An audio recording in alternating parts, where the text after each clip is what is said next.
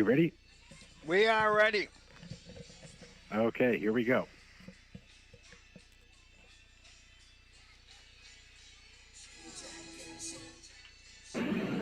Interrupt our regular scheduled programming to bring you this KSRM sports broadcast.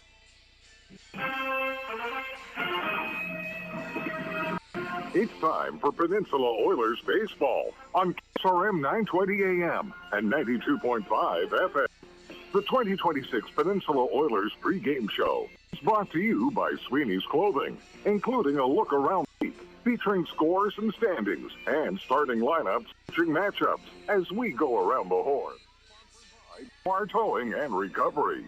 Oilers baseball on KSRM, also brought to you by State Farm agent Chris Babcock, Beamham's Variety, Gentle Dental, Central Peninsula Hospital, and Ashman Krause Real Estate. The three-time national champion Peninsula Oilers game broadcast on KSRM, also brought to you by Steam Almost, Dan's Automotive, Kenai Peninsula College, White Spruce Trailer Sales, Dam Construction and Roofing, and Ridgeway Dentistry. The 2026 Oilers baseball season on KSRM 920 AM and 90.5 FM. Also sponsored by Peninsula Surgery Aesthetics, Earhart Elsner and Cooley Attorneys at Law, Iowa Express, Jump-In Junction, and Soldotna Professional Pharmacy. Oilers baseball is also brought to you on KSRM, AK Express, Martha's Cocina, Odyssey Family Business, AK Tree Solutions, and Playa Azul. The Peninsula Oilers post-game show is sponsored by Peninsula Community Health Services with game recaps and on-field interviews. Now, let's go live to today's Oilers game with the KSRM broadcast team.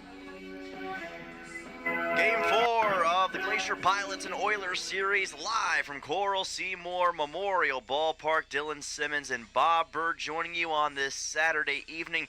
Looking forward to Game 4 between these two teams. Oilers vying to take the series. This is the Sydney pregame show here on KSRM 92.5 FM and 920 AM. And Bob, we've got a fantastic day for baseball.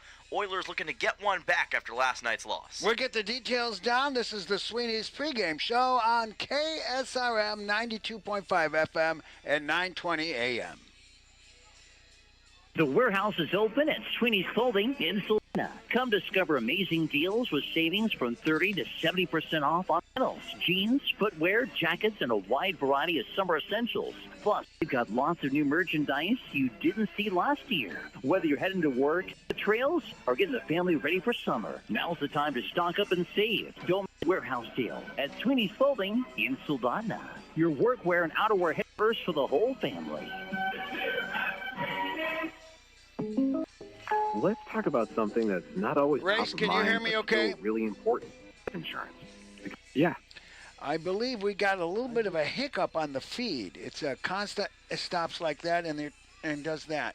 It's about every, 15 seconds or so? Yeah, every now and then it'll be like kind of cut out for just a second. We can still hear it. I think it's the cell phone here, but just in case, if you notice it on your end, then it's going to be on your end.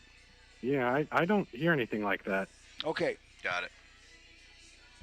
Your health matters every day, not just when you're sick. At Peninsula Community Health Services, we're here to keep you well with personalized primary care and preventative services for the whole family. From checkups and screenings to managing ongoing conditions, our caring team is ready to help you stay ahead of your health. Don't wait. Take the first step toward feeling your best today. Call PCHS at 907-262-3119 or online at pchsak.org. Peninsula Community Health Services. Healthcare for all.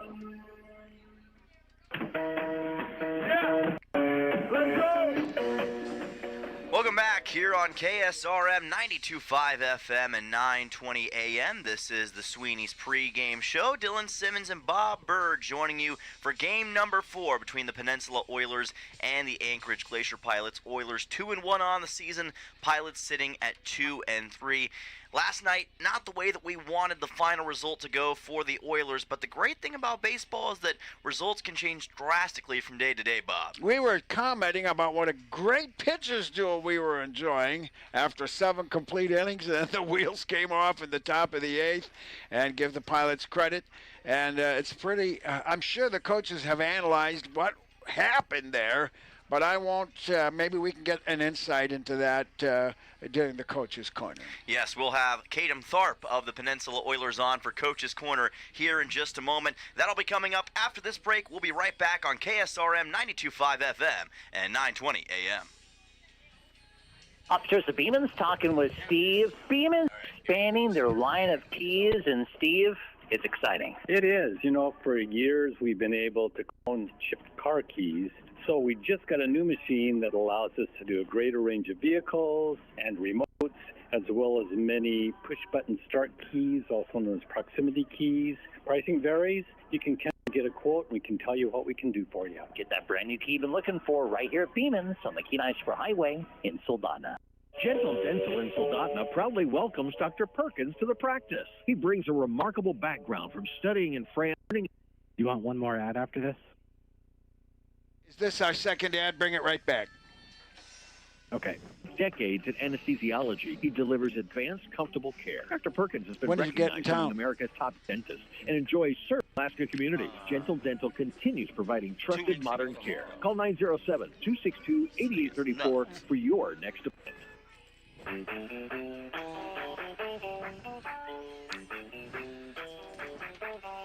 And now, let's take a trip down to the field. The pregame show's Coach's Corner on KSRM 920 AM and 92.5 FM.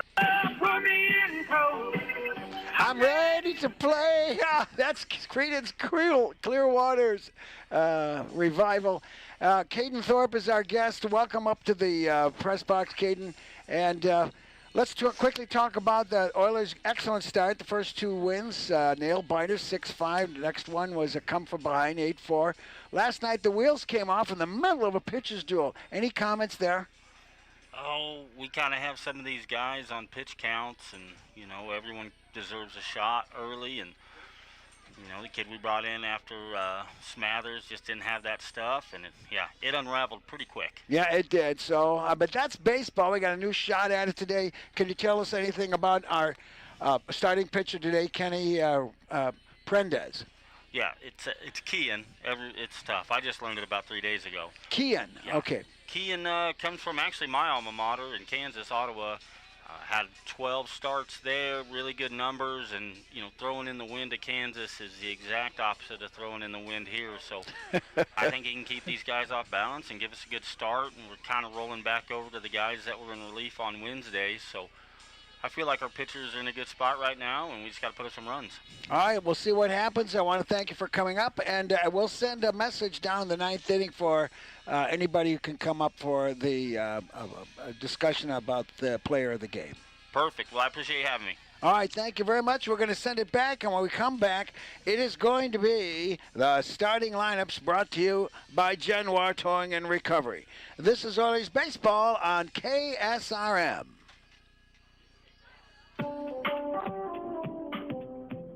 Thinking about a new place to land here on the Kenai Peninsula?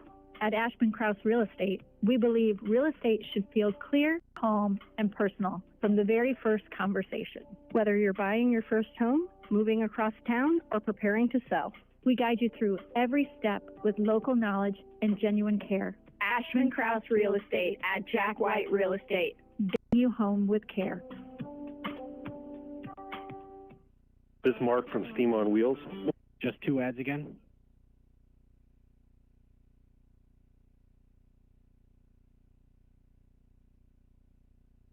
Sets them apart from the competition. They have up to a 10-foot bury depth. Sometimes you need a tank that can withstand more than 4 feet, and these are where these poly tanks really shine. We do have tanks in stock. As a customer, you can come by and pick them up, a contractor as well. Please give us a call. It's Team on Wheels, 907-262-3240. For the latest scores, standings, and news from around the league, let's take a look around the league. Brought to you by SLP Alaska on KSRM.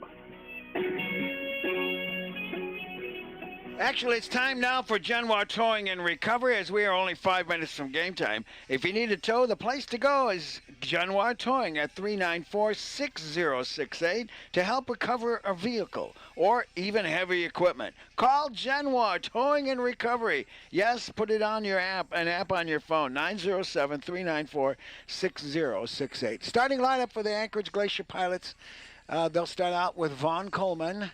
He's playing left field, wearing number 32.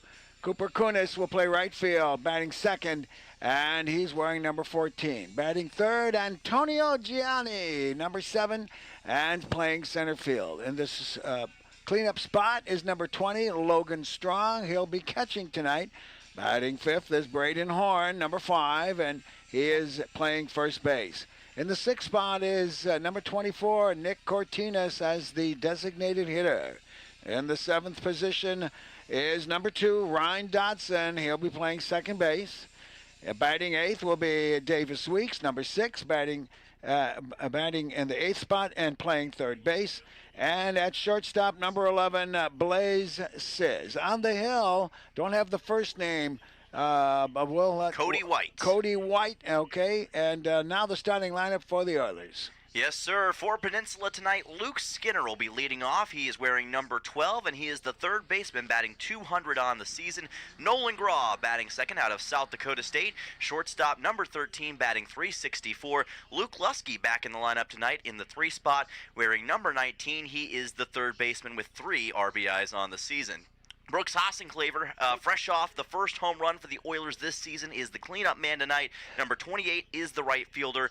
Owen Musil in the number 5 spot, tied for the ABL lead in RBIs with 6. Wearing number 29, he is the DH. Carson McCormick is the left fielder tonight. He is wearing number 25. Sammy Lopez out of Cal Baptist is the second baseman wearing number 7. Isaac Fernandez in the number 8 spot wearing number 14 is the catcher. And Garrison Jones is in the 9 hole as the center fielder wearing number 2. And it is Kian Prendez who is on the mound for Peninsula tonight, Bob, getting his first appearance for Peninsula this season. This is the Sweeney's pregame show and Genoa Towing and Recovery with the starting lineups. If you need a tow, give them a call at 394-6068. Hope you don't need them, but just in case, 394-6068, Genoa Towing. We'll be back with more, and this is the Sweeney's pregame show and Oilers baseball on KSRM. Fall is just around the corner. Are you ready for your next chapter? At Kenai Peninsula College, we're ready for you. Registration for the fall semester is now open, offering the classes you need close to home. Yeah, that was our fault that the pregame is going faster than we expected, so we're going to have a national anthem here quick. You don't have to play the starting lineup, but we're going to talk some more around the league. So play that intro again, okay? Oh, okay. Thank you. Just one more ad? Just 60 seconds? No, finish it up with whatever's running right now. Okay. Work on Toyotas, Hondas, Nissans, Hyundais, and Kias. What about Amsterdam? Do they even make cars? Look, no matter what side of the car the steering wheel's on, we got you covered. Dan's Automotive, serving the best customers in Alaska. Call 907-420-0416.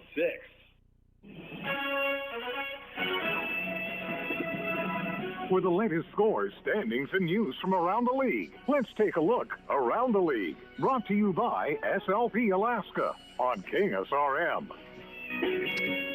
Welcome back here on KSRM 920 AM and 92.5 FM. Let's take a look at some scores around the league. Yesterday, of course, the Pilots and the Oilers faced off in game number 3, with Anchorage taking the win 10-1. The Chugiak, Eagle River Chinooks, and the Anchorage Bucks faced off in a game as well, with the Bucks winning 7-4, getting their first win of the season. And right now, the Matsu Miners and Anchorage Bucks also in action on this Saturday evening, with the Miners on top 5-3 over the Bucks in Mulcahy Stadium. That game is currently at the top of the 8th inning, Bob.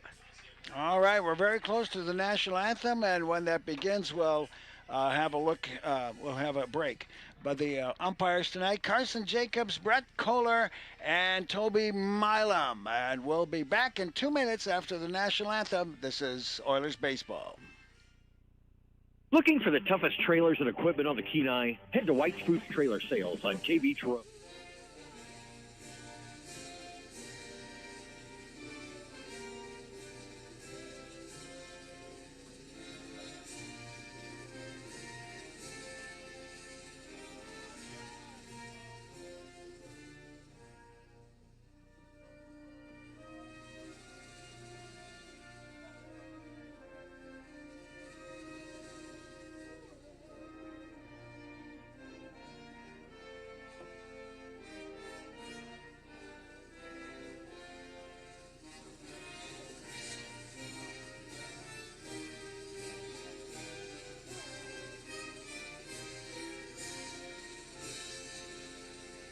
fastest growing roofing company. Call 907-262-3996 today or visit built.com. Dam Construction and Roofing. Building careers one roof at a time. When trying to find a dentist, it can... Oh, okay. And Ridgeway Family Dentistry knows this. Ridgeway is a new state-of-the-art facility offering you pain-free dentistry and is family-friendly. Even if you don't have time to have multiple appointments, Ridgeway Family Dentistry can complete all your treatment in one easy visit. At Ridgeway Family Dentistry, they know how important it is to have a smile and know how that can change your life. For your next dental appointment, call Ridgeway Family Dentistry at 262-8404.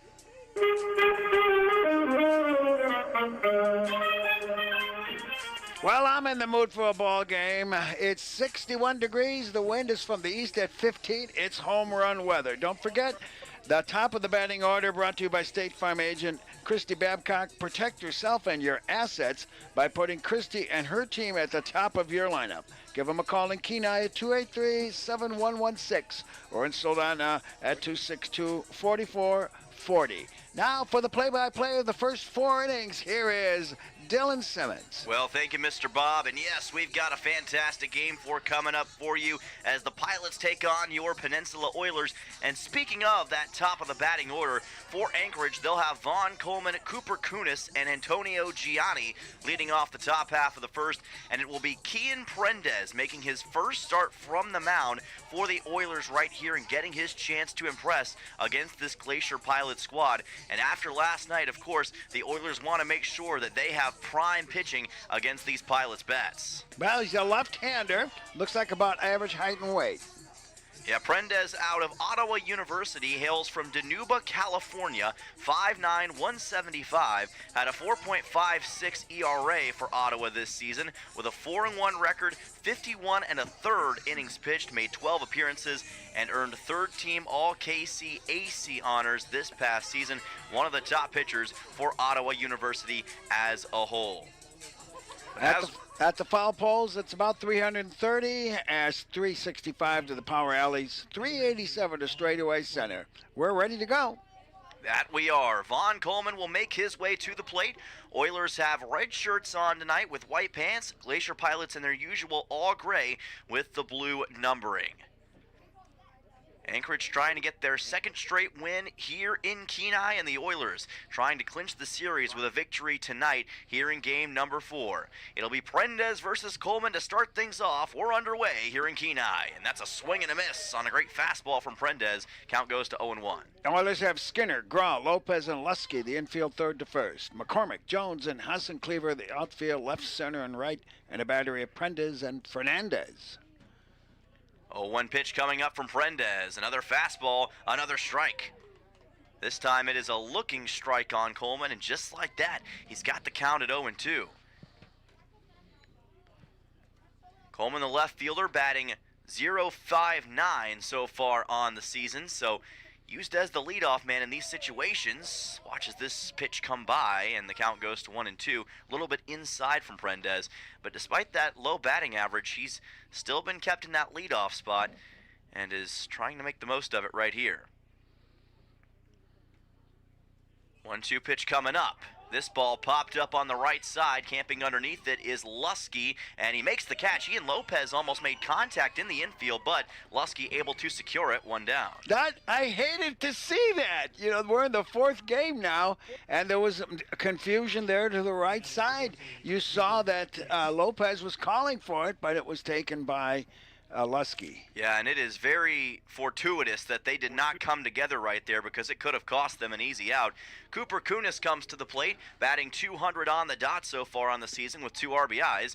This fastball from Prendez comes inside. Count goes to 1-0. Lefty on lefty matchup here. Yep, first time we've seen a lefty versus lefty matchup in this game. Of course, we've seen a lot of those over the past few days. Here's a breaking ball just to the outside.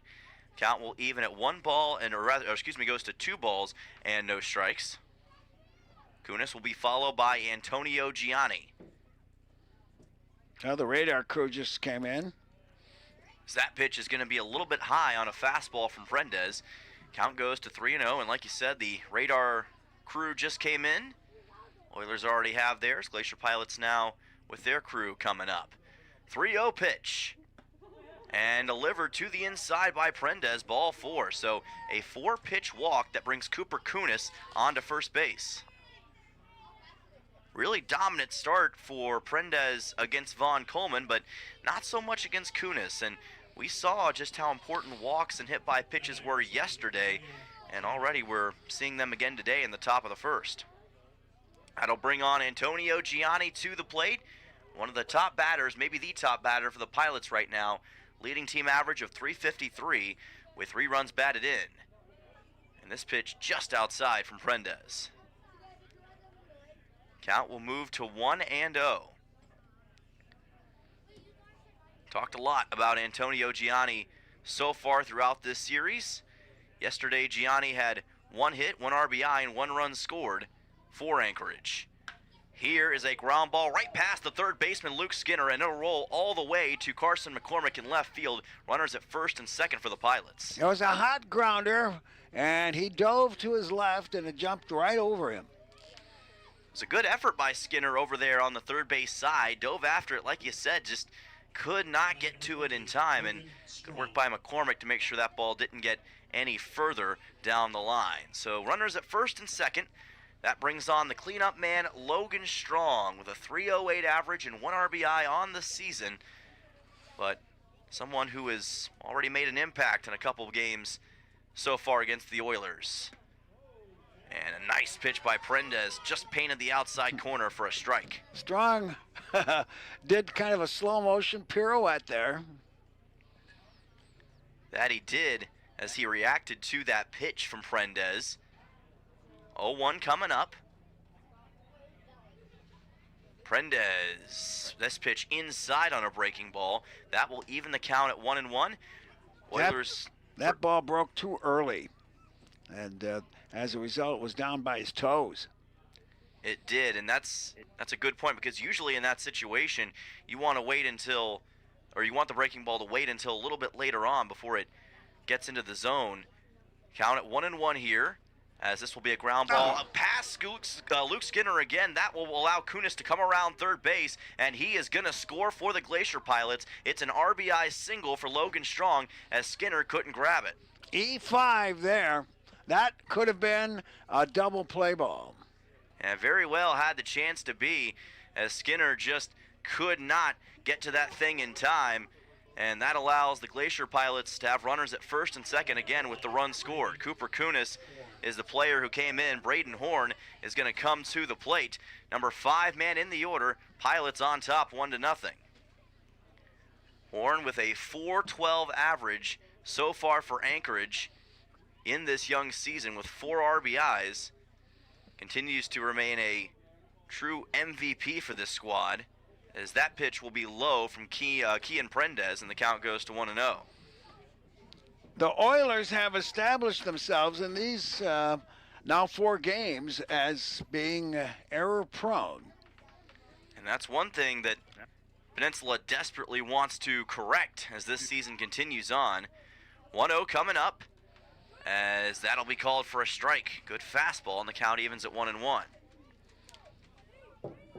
Nick Cortines is on deck behind Braden Horn, and this is a situation where Prendez just wants to make sure that he doesn't have any sort of problem here that expands into a bigger problem. Wants to make sure that the Pilots don't get any more runners on base. 1-1 pitch, and a swing and a miss. Horn dug after it, but swung a little bit late, it looked like. Count goes to 1-2. A lot of stress put on this Oilers infield by some of these ground balls early. We saw the ball go by Skinner on that last RBI, had a similar situation earlier in the top of the first, and we'll see if the Pilots have more success on that left side. Still just 1 out here in the top half of the first inning. 1-2 pitch, and a swing and a miss, and Kian Prendez gets his first strikeout as a Peninsula Oiler as he gets the best batter in the lineup, Braden Horn, swinging. That'll bring Nick Cortines to the plate, the number 6 man in the order. That is a huge out to stall Glacier Pilots' momentum and get the second out in the inning. Gianni still at second with Logan Strong over at first. 2-out situation. Can Kian Prendez seal the deal right here. Just got that one inside the outside corner. Count goes to 0-1 on Cortinas. Number 6 man in the order for the Glacier Pilots.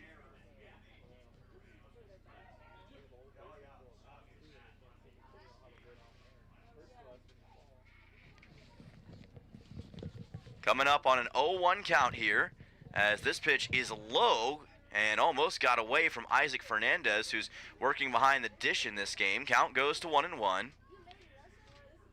Ryan Dotson is the number 7 man in the order, working as the second baseman. Cortinas doesn't have as many hits as some of his contemporaries so far this season, but make no mistake about it, all of these Pilots batters have significant strengths, and they're trying to show it right here. Oilers trying to make a quick end to this top of the first as this pitch is delivered to the outside. Count goes to 2-1. Anchorage 2-3 on the season after their win over Peninsula yesterday.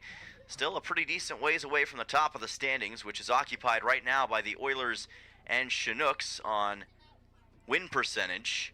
We'll see how that continues to evolve as the season is played. 2-1 is too far to the inside on a breaking ball by Kian Prendez, and the count goes to 3-1. And this is a tough situation for Prendez because you've got to make sure to try to avoid a bases loaded situation here.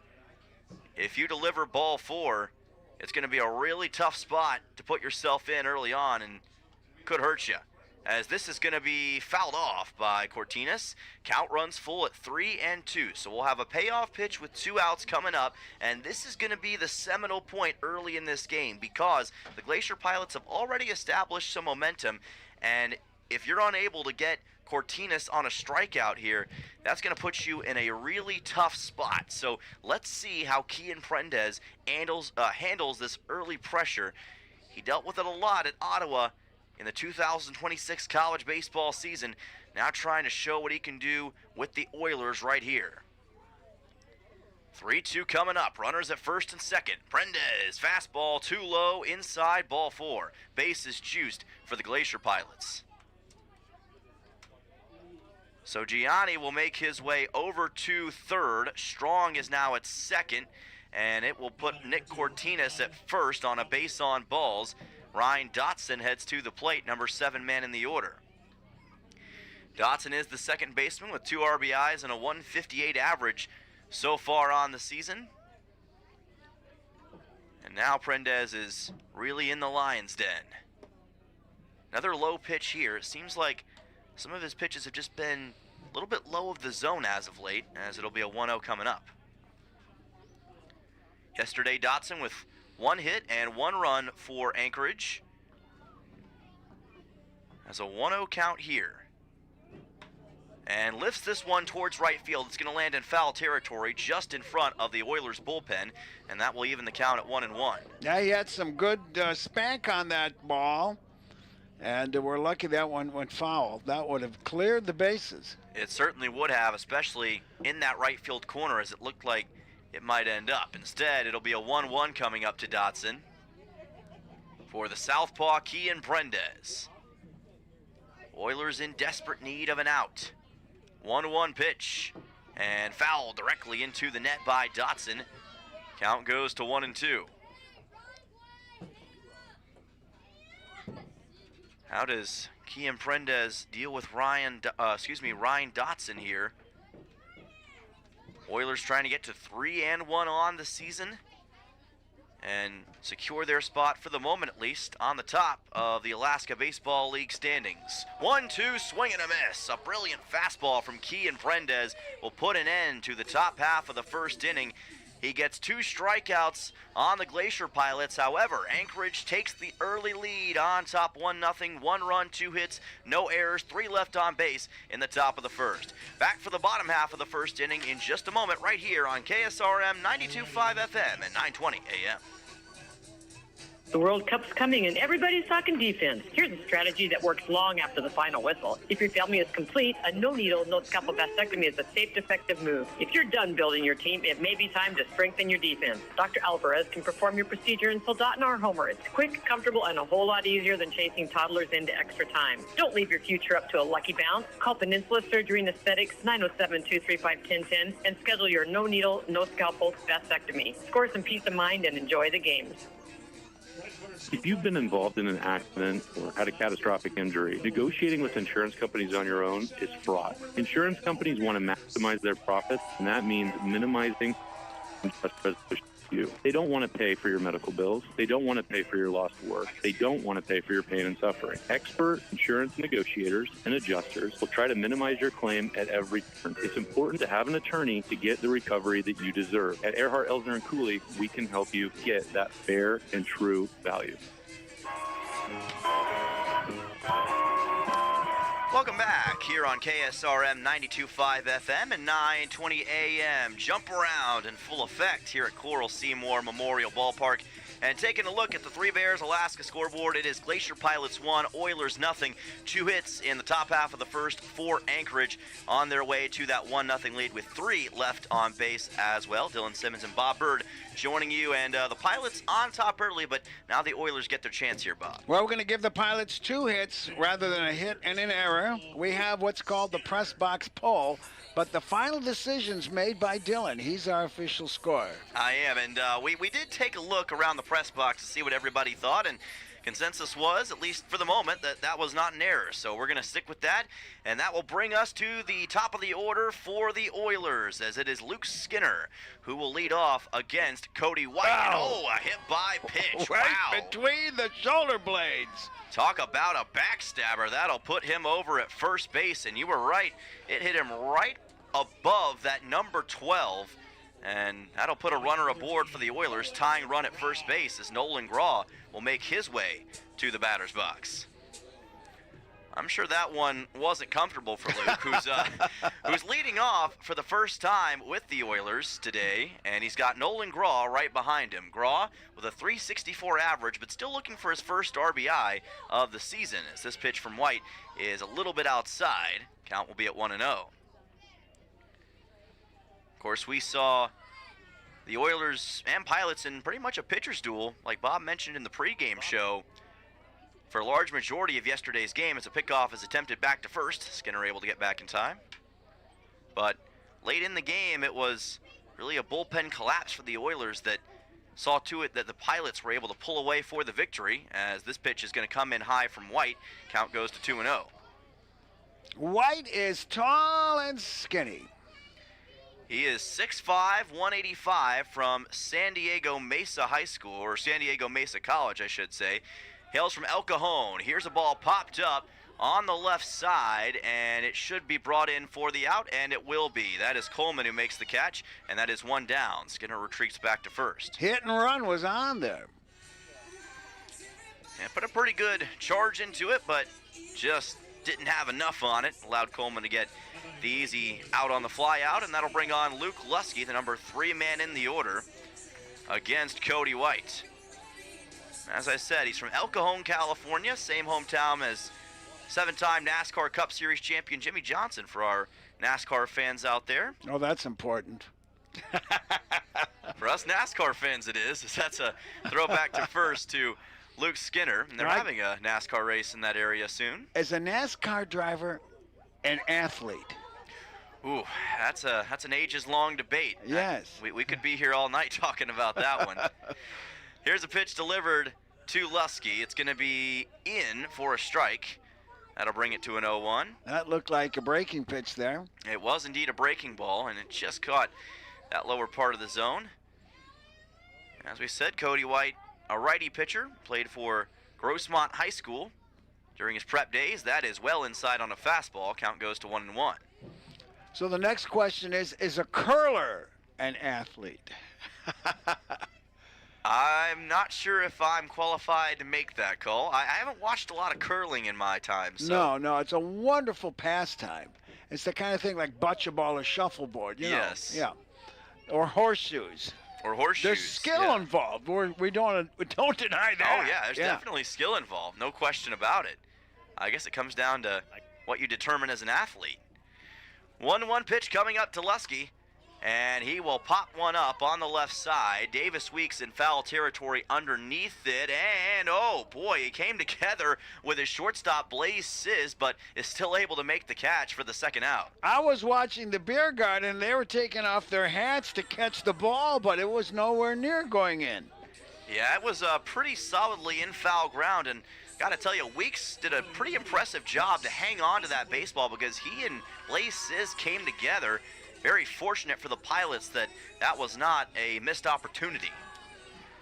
So Brooks Hassenclaver will come to the plate, the lone man for either team that has a home run this season. Got it yesterday in game number 3 as he delivered one over the right field wall. It was clutch. It was, the bottom of the 6th in a 1-0 game, and that went over to right center. I certainly thought it was extra bases, but it just kept going. It definitely did. It was put right into the gap, but then it just kept carrying and carrying. 1-0 pitch here to Hassenclaver, just outside on what looked like an off-speed pitch. Count goes to 2-0. Luke Skinner stoically over at first, hoping that Hassenclaver can send him forward. Oilers got off to a pretty quick start in game 1 as this pitch misses high. Slower start in game 2 and a bit of a slower start yesterday, but ended up winning the first 2 games. 3-0 pitch coming up for Brooks Hassenclaver, who's trying to force yet another walk. He's done that plenty of times already this season. 3-0 pitch on the way, and just caught that top part of the zone for a strike. That'll bring the count to 3-1. Now let's see if he'll corkscrew a swing here. Hassenclaver waiting on the 3-1. Former man from Connor State going to Central Arkansas. 3-1 is fouled up over the netting and over the press box, and the count's going to run full at 3-2. Again, Skinner was off on the pitch. He certainly will be now with a full count and 2 outs. Yeah, no doubt about that. He's had a pretty good leadoff over from first, but no question he'll be taken off this time. 3-2 coming up to Brooks Hassenclaver. Looking for another memorable moment in back-to-back games. Payoff pitch on the way, and just outside. Boy, Brooks was playing with fire, but he didn't get burned. That'll send him on to first, and 2 runners aboard for Peninsula. Well, a different umpire today, and there's nothing wrong with that. But I would have seen that as rung up yesterday. Oilers certainly aren't going to complain about that, and sometimes as a player you have to understand where an umpire's zone is and adjust to it accordingly. So Owen Musil will come to the plate tied for the Alaska Baseball League lead in RBIs with 6 total on the season. Didn't get any yesterday, but is due for one here as this pitch by White just misses to the outside. There's no appealing balls and strikes in this league, and the only appeals you might have on a play would be with umpire consultation, which they've done in the first game, and I thought it was very well done as well. Have to agree with that. Also no review system here in the ABL. 1-0 pitch, as that is low at the knees of Musil. Count will be at 2-0 here. So the calls on the field are as important in this league as any other summer collegiate baseball league. Outfield is respectfully deep and straight away. Playing pretty deep here against Musil. They understand the danger that he presents as that pitch is zipped well high into the outside, and that will bring the count to 3-0 on Owen Musil. And this is a really solid opportunity for him to force another walk and put Cody White in a position that Prendez was in not that long ago. 3-0 coming up with 2 outs. Oilers looking to load the bases or more. Pitch delivered to Musil. That's called for a strike, and Musil had already taken off for first base, but he's going to have to step back into the batter's box as it just got the inside corner. Well, it's a batter's count now. He can swing for the fences if he likes. We'll see how aggressive he wants to be. Owen Musil faces a 3-1 pitch with 2 outs. Skinner at second, Hassenclaver at first, and strike 2 as it just That was right where the last one was. Exactly the same looking style of pitch, and it got Musil for a strike, and the count runs full at 3-2. Payoff pitch coming up for Owen Musil, and will Cody White go back to that same pitch right here? It's worked for him the past 2 times. And he took a look over at second and first as Hassenclaver and Skinner had already begun the process of taking off. Now they retreat back to their respective bags. Well, they took a slow motion pivot towards second base. That they did, trying to force him into a mistake. So another 3-2 coming up for the team leader in RBIs, Owen Musil, and that is called strike 3. Another inside fastball from Cody White that catches the inside corner of the plate. 2 left on base for Peninsula. No hits in the bottom half of the first and no errors. Pilots maintain a 1-0 lead, and Cody White showing some tenacity at the end of the inning. We'll be back for the top of the second in just a moment with the Pilots bats right here on KSRM 92.5 FM and 920 AM. Hello, I'm Marty Hansen, owner and manager of Eyewear Express. Let's talk about your money. Let's talk about getting up at 0 dark 30 to make a buck. Whether you're working in the hospital, one of our schools, or in the rain and snow, or you spend weeks away from your family, Eyewear Express knows the value of your money, and we promise the glasses we sell you mean as much to us as your money does to you. Eyewear Express will build you eyewear that are worth the money you use to pay for them. Expect the best from Eyewear Express, located in the Peninsula Center Mall, Soldotna. Hi, this is Justin Ruffridge. There's nothing like a small town. It's real community. And that's one of the reasons I'm raising my family here. It's also why I own and operate Soldotna Professional Pharmacy, because I believe a small town pharmacy is where people get the best care. Our customers aren't just customers, you're our friends and neighbors. Stop by at 299 North Binkley in Soldotna for hometown friendly service. I'm Justin Ruffridge, and I'm here to serve you. It's 6:56 here at Coral Seymour Park. You're listening to Oilers Baseball on KSRM, the recognized leader in broadcasting sports in Alaska. Welcome back here on KSRM 92.5 FM, 920 AM. It is 1-0. Anchorage on top of the Oilers on the Three Bears Alaska scoreboard. 2 hits for the Pilots so far, no errors on either side, and it will be Davis Weeks, number 8 man in the order for the Pilots, to lead off against Kian Prendez and the Oilers in the top of the second, as this pitch is high and outside for ball 1. Prendez had a couple of strikeouts in that top half of the first inning against Anchorage, against Braden Horn and Ryan Dotson. Delivers a 1-0 pitch here, a little bit low on a breaking ball. Count moves to 2-0 on the Michigan State Spartan. Davis Weeks, he's got Blazes on deck, 8-9-1, due up in the order for Anchorage. 2-0 pitch, and a swing and a miss. Great fastball from Kian Prendez, and that'll help out a little bit here in this top of the second. Wants to make sure that this frame is very quick against these Oilers bats. Doesn't want them to get hot as they did last night. 2-1 delivered for strike 2. Glacier Pilots scored 9 combined runs in the final 2 innings of last night's game on their way to the 10-1 victory. Most runs they've put up in a game so far this season. 2-2 pitch delivered just a little bit low into the dirt. That'll run the count full at 3-2. We've seen several payoff pitches so far and a mixed success for either side. Big one early here in the second. 3-2 from Prendez, fouled off.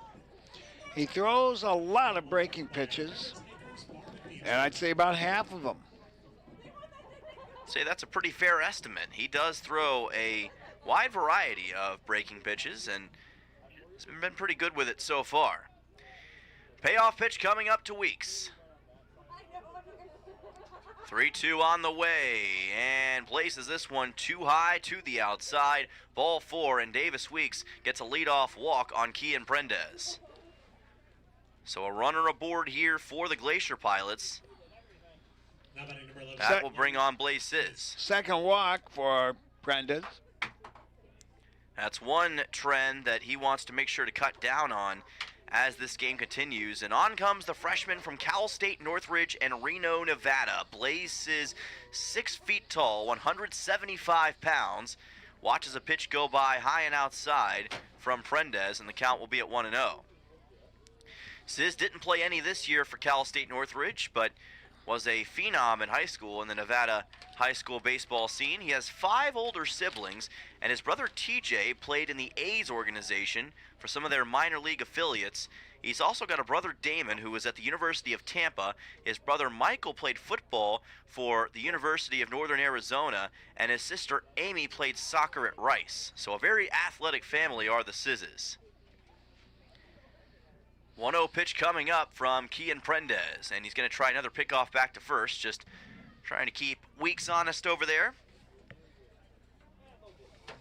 Gives Sizz a little bit more time to think about what he wants to do in this situation. 1-0 coming up from the southpaw, Kian Prendez. And again to the outside, a little bit high. That's been something we've seen now a few times in this top half of the second so far. Well, Prendez has fallen behind the batters, even those that he has retired. And he's going to get a talk right now from the pitching coach. Yeah, that's Caden Tharp, who came here on the Coach's Corner for our Sweeney's pregame show. And he's going to talk here to Kian Prendez and just try to get him in the right frame of mind in this top half of the second. There is action in the Oilers bullpen already.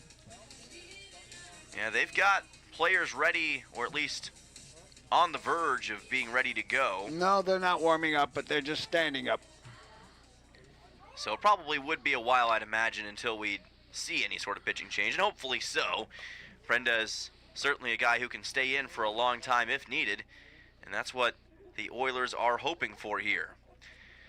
Blaze Sizz will face a 2-0 with a runner at first, and he fouls this one back into the net. Count will move to 2-1. Glacier Pilots trying to get back to 500 with this win today. Of course, they started off the season against Chugiak in the regular season, but also played a couple of exhibition games against the Alaska Gold Panthers of Fairbanks at Mulcahy. 2-1 pitch. This ball popped up on the left side into foul ground near the Glacier Pilots dugout, and the catch is made, it looks like, by the catcher Isaac Fernandez, and it appears that, no, I don't think he did. He just missed out on a chance to grab it. Thought he was able to get it in time, but as he went out of my line of sight, couldn't tell, and he did not make the catch. Well, the problem was he was very, very close to the fence. We saw this happen, was it yesterday? And again, a missed pop-up, playable, catchable. There was time there, but you cannot underestimate the trouble of a nearby fence. Yeah, that is never a fun thing to run into or have to deal with under any circumstance. 2-2 pitch. This ball popped up high and deep to center field. Garrison Jones back there, and he makes the catch for out number 1. So Blaze Sizz is retired on that fly out. Davis Weeks stays at first, and 1 down in the top half of the second inning. F8 if you're scoring.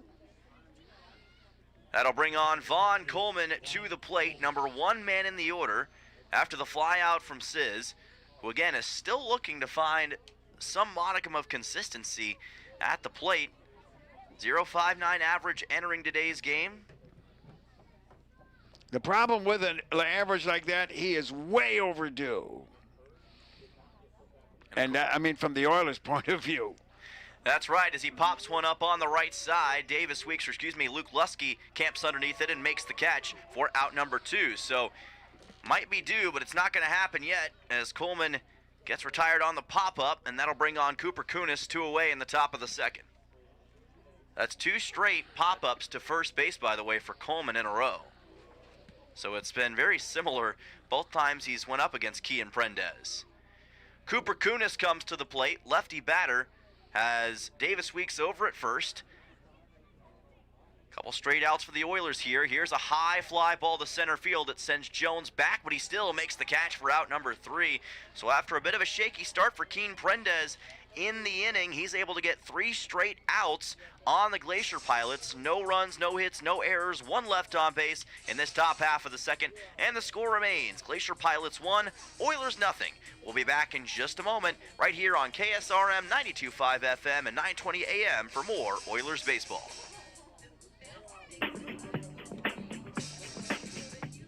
Looking for fun for the whole family that they will love? Head over to Jumpin' Junction on K Beach Road, the Peninsula's entertainment center for all ages. Play in the arcade, dive into the active VR game room, glow it up with blacklight mini golf, bounce on inflatable fun, and grab a snack at the snack bar. Birthdays, work parties, and so much more. You can book them now at Jumpin' Junction on K Beach Road. Jumpin' Junction, where there's fun for the whole family. I was told if you can sing it, you can remember. So I want to try this. First, if you ever need a tow truck for any reason, I want you to remember Genwar Towing 394-6068. Maybe you're on a date and you slide in the ditch. Call Genwar Towing 394-6068. You really shouldn't sing. Maybe I need more reverb. Genwar Towing. Not so much. Genwar Towing, 394-6068.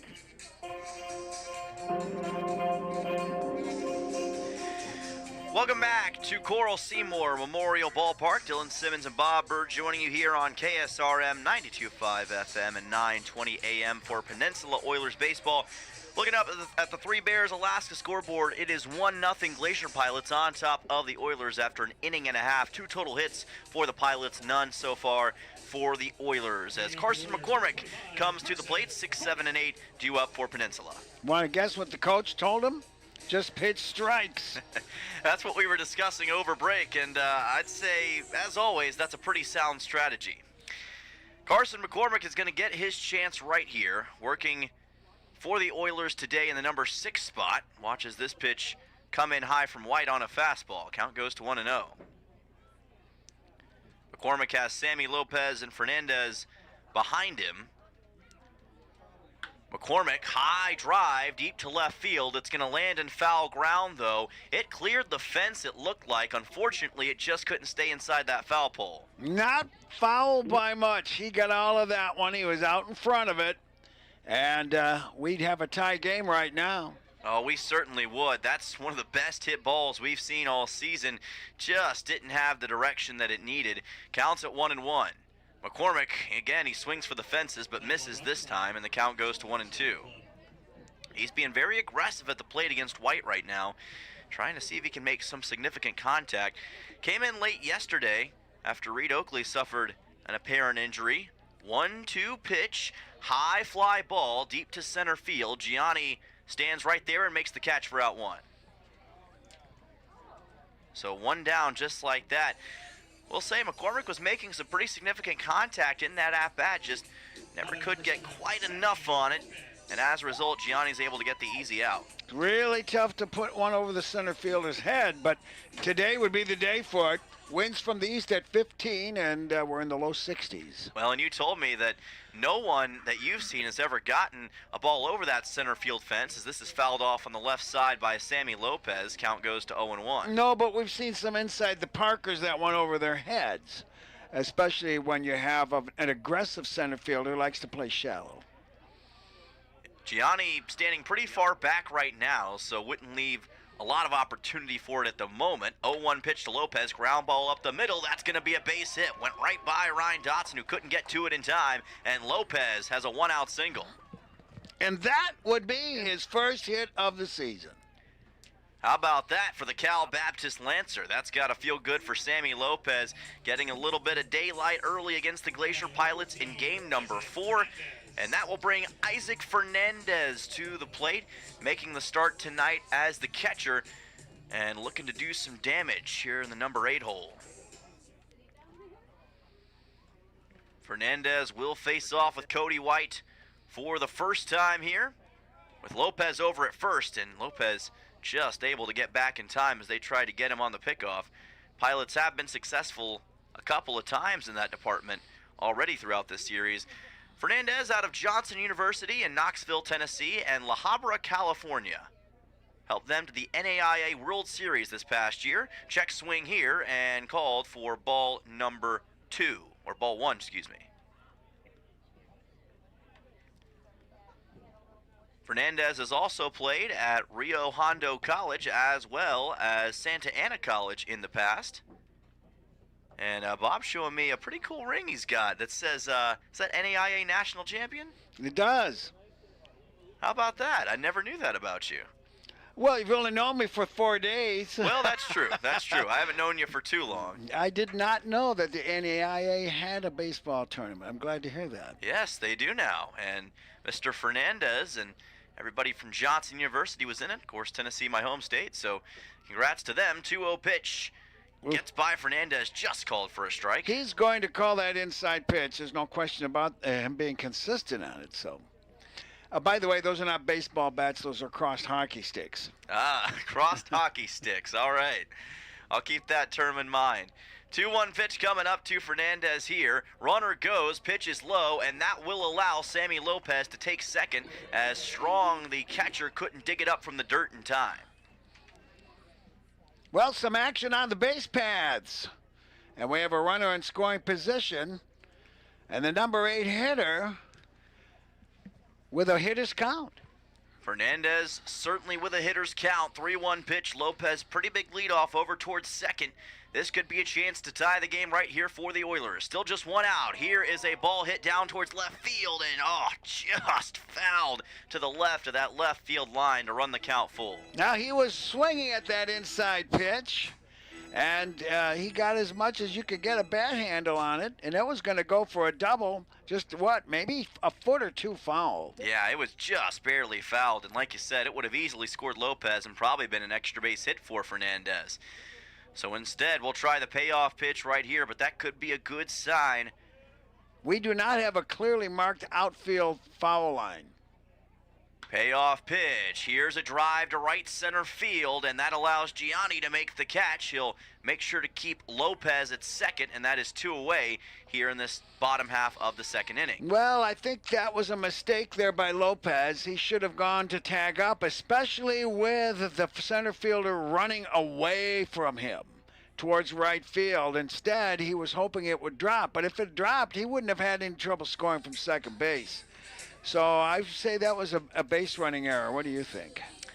I think, and I'd have to go back and look at the replay to know for sure, but what I will say is he had the chance probably there to at least look at taking third base. I think it's all about reaction time in that situation, and may have just hesitated ever so slightly and cost him in that spot. Oh, he was watching it.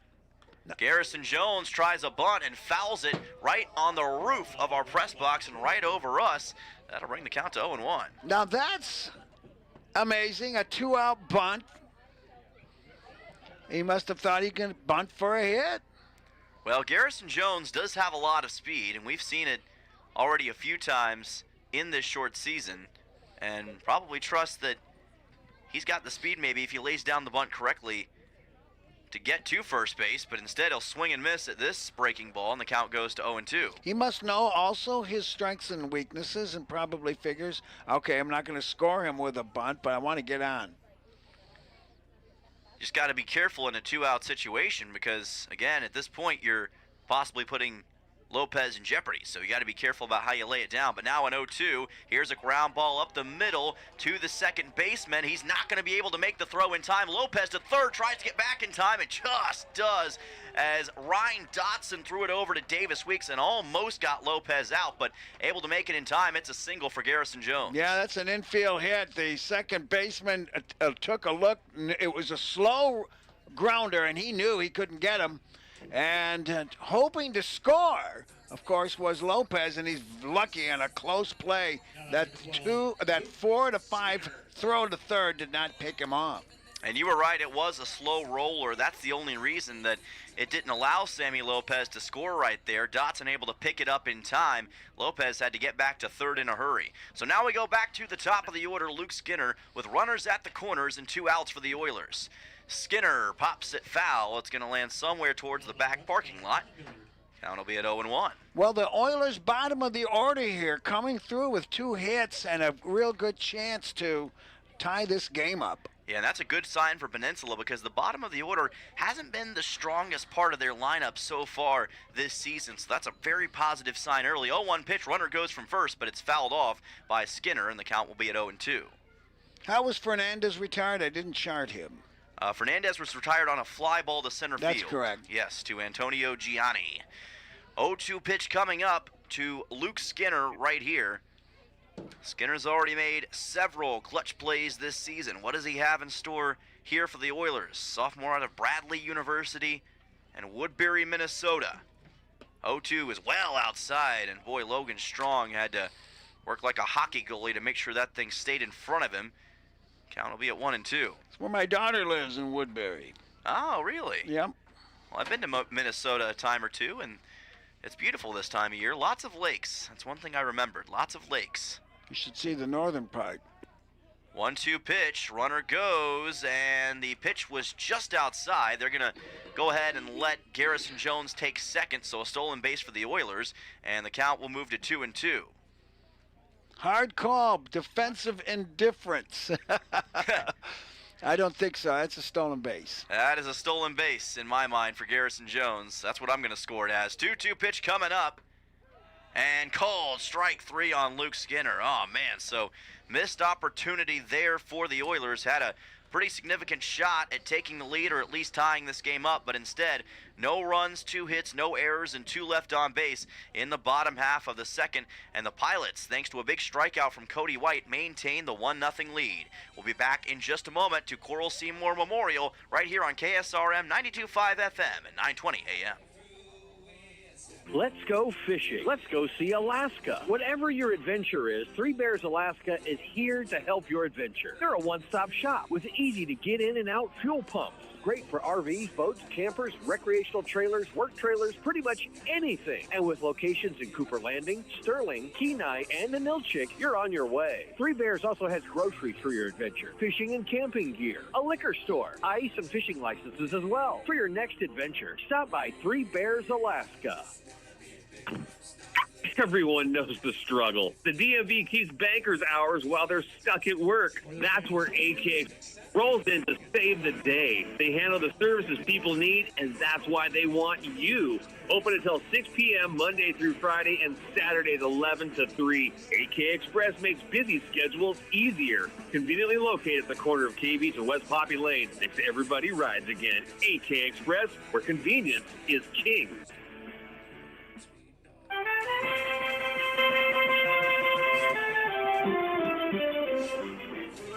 Well, it's a beautiful Saturday evening here in Kenai, Alaska for some Peninsula Oilers baseball. Dylan Simmons and Bob Bird joining you here on KSRM, and we've reached the top half of the third inning, and on the Three Bears Alaska scoreboard, it is 1-0 Anchorage Glacier Pilots over your Peninsula Oilers. Oilers added a couple hits in the bottom half of the second, but could not score a run, even with 2 runners in scoring position, Bob. Well, I think that fadeaway catch by the center fielder and failure to tag might have been a different outcome with that infield hit. However, the thing to keep in mind is you don't know if, what's going to happen in pitch calls or anything else after, so you don't lose your sleep over that. Antonio Gianni at the plate against Kian Prendez to lead off the top of the third. Watches a breaking ball come in low, and the count goes to 1-0.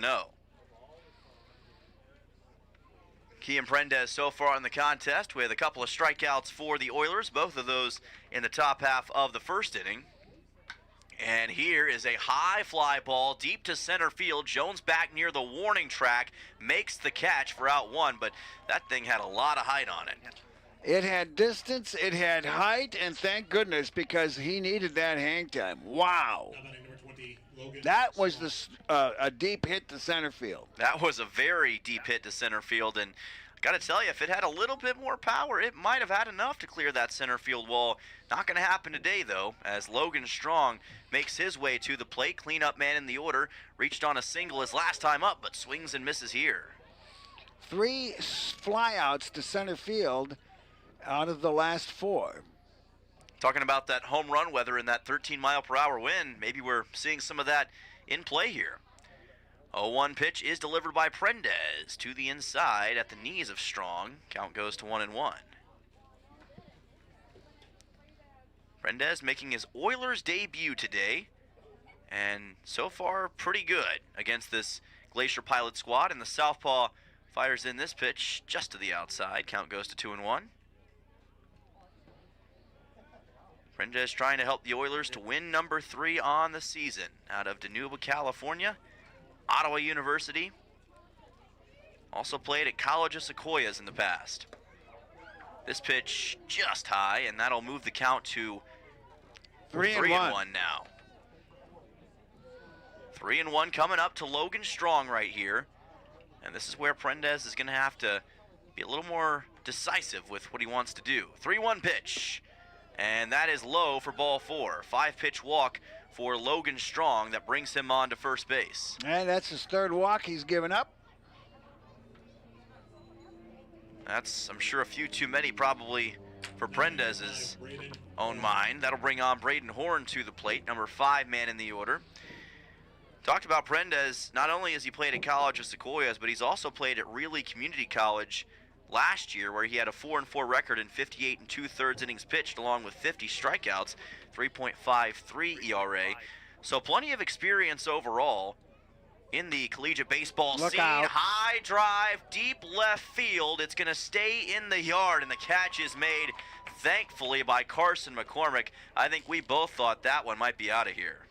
Well, it had a lot of, like we said, wind is blowing out to the outfield. It's warm, and that one backed him up almost to the wall.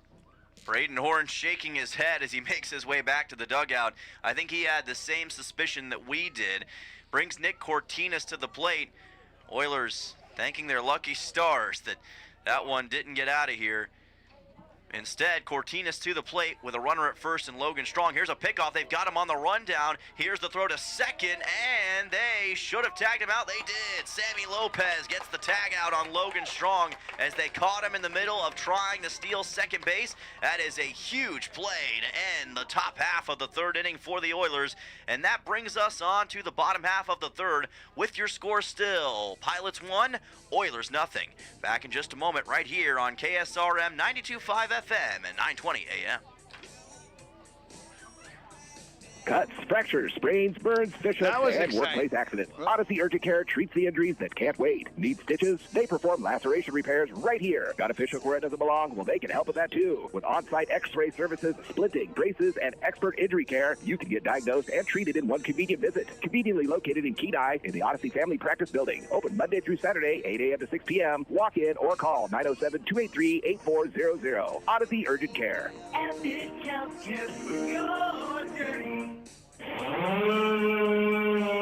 Hazardous trees are such a problem here on the Kenai Peninsula, but they have to be handled, and the place to call is AK Tree Solutions. With many years of experience in residential hazardous tree removal, they offer guaranteed customer satisfaction, and they're very accommodating. AK Tree Solutions also offers tree pruning, and they're licensed and insured. Get those hazardous trees off your property today. Call AK Tree Solutions, 907-398-2903. That's 907-398-2903.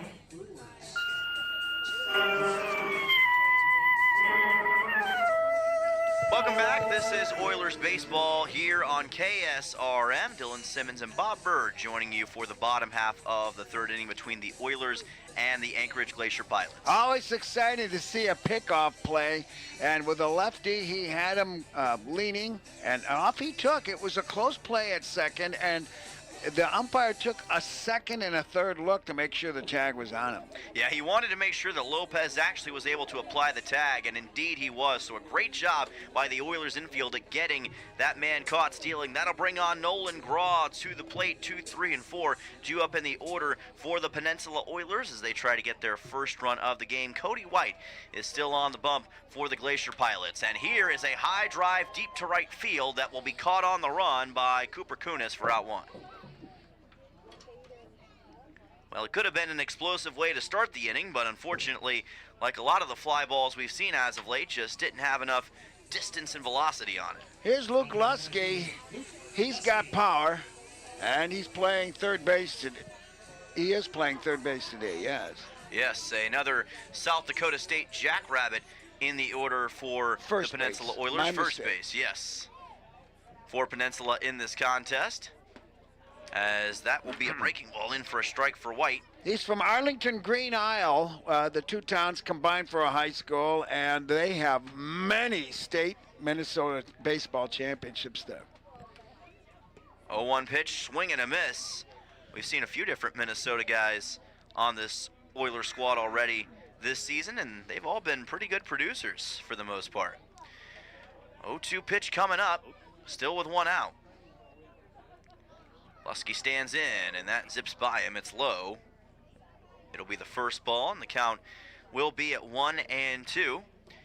By the way, this part of the order brought to you by State Farm agent Christy Babcock. Start the next inning in your life with the top insurance team.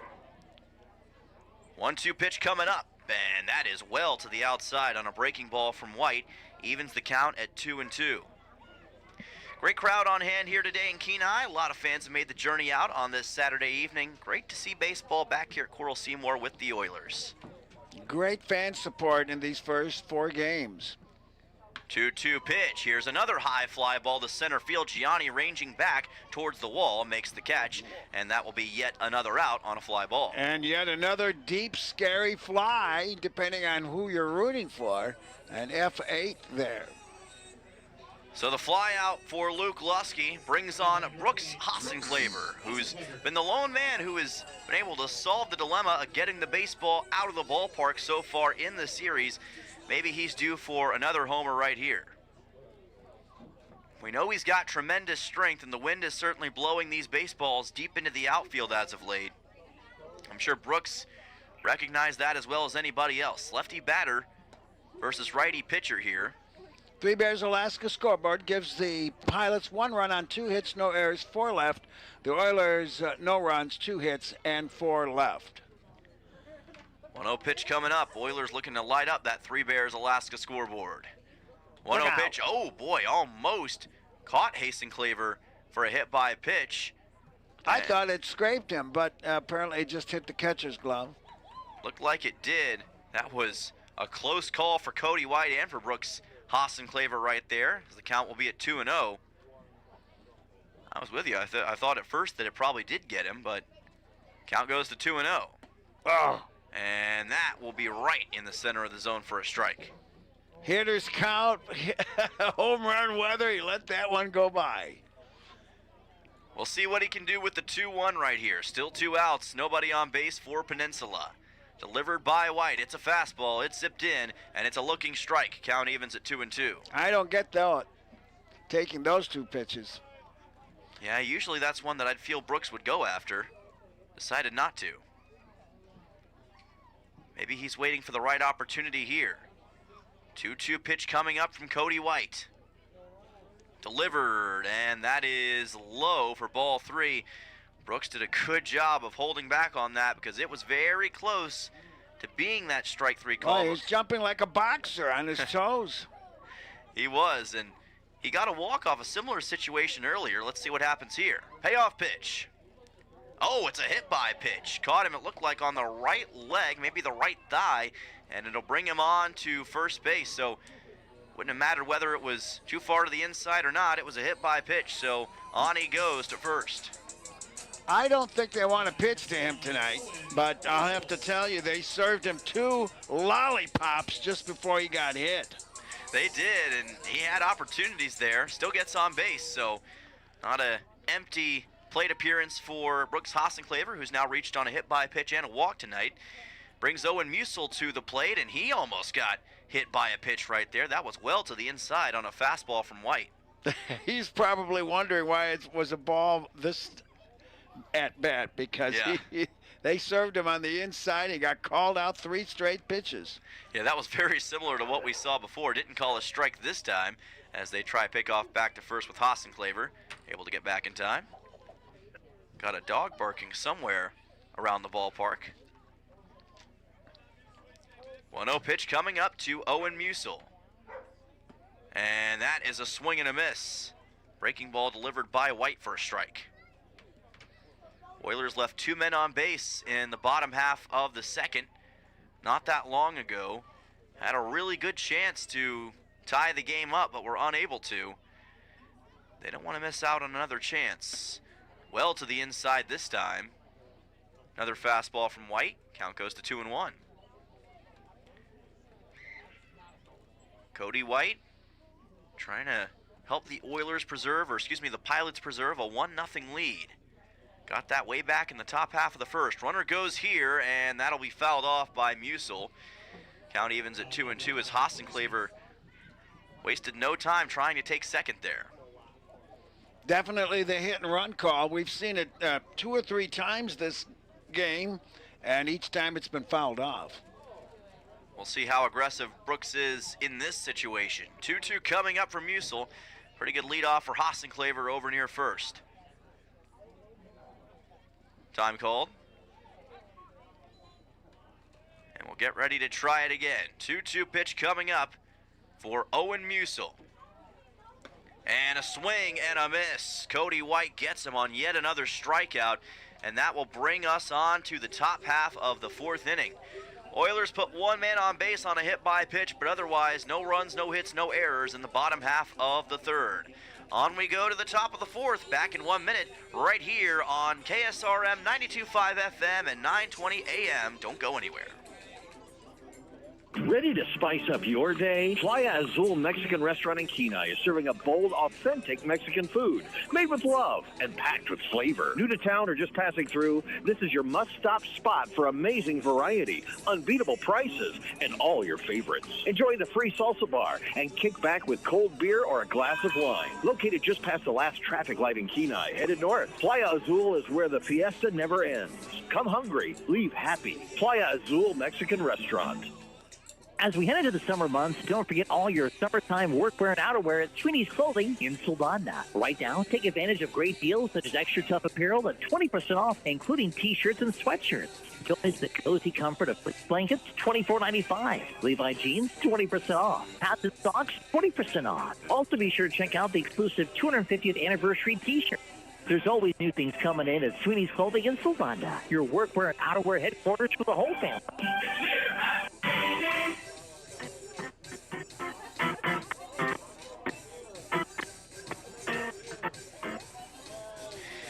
Welcome back here to Kenai, Alaska. Dylan Simmons with you here at Coral Seymour Memorial Ballpark, and we are live here on KSRM with Peninsula Oilers Baseball. Your score on the Three Bears Alaska scoreboard: Anchorage Glacier Pilots 1, Peninsula Oilers nothing after 3 innings of action. It will be Nick Cortinas who will come to the plate to lead off the Pilots in this top of the fourth. 6, 7, and 8 due up for Anchorage right here. Cortinas, Ryan Dotson, and Davis Weeks. It is still Kian Prendez who is on the mound and delivers a fastball here, a little bit high. That will bring the count to 1-0. So far, Prendez in this game has been pretty solid for Peninsula. Able to get a couple of strikeouts back in the first inning. And his defense has done the rest for the most part. They did give up 1 run back in the top half of the first inning. But otherwise, it's been pretty smooth sailing for this roster. Allowed just 1 run through 7 innings yesterday. Ended up losing that game 10-1, of course. But defense has been up to the task so far as this pitch goes to the outside from Prendez. Count goes to 2-1. Prendez making his first start for the Oilers here tonight out of Ottawa University. 2-1 pitch. Oh, inside. That is a hit-by pitch on Cortinas. Looked like it got him on the left shoe or perhaps left shin. And it will bring him on to first base. So a leadoff man aboard here for the Glacier Pilots in somewhat painful fashion. Ryan Dotson will come to the plate. Of course, we've seen a lot of Ottawa University products make their way to the Alaska Baseball League over the past few years. Prendez, the latest of those, trying to do his college, and the Oilers proud right here. Ryan Dotson to the plate.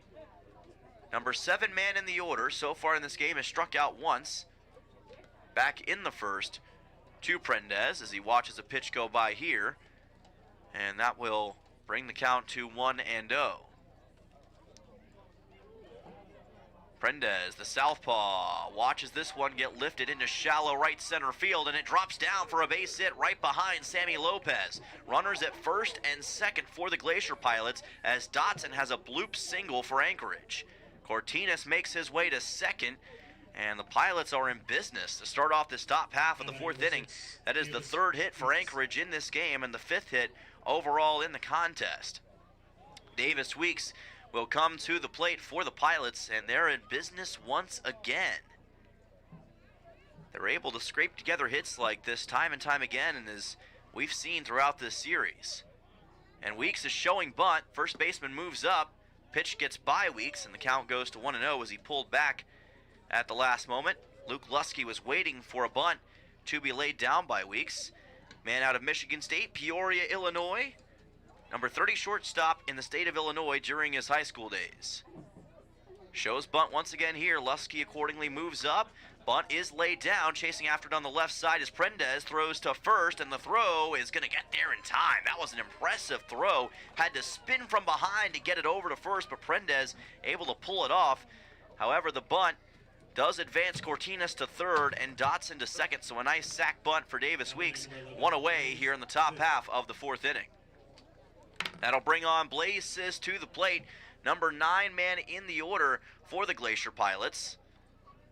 Trying to possibly add to the Pilots' lead right here.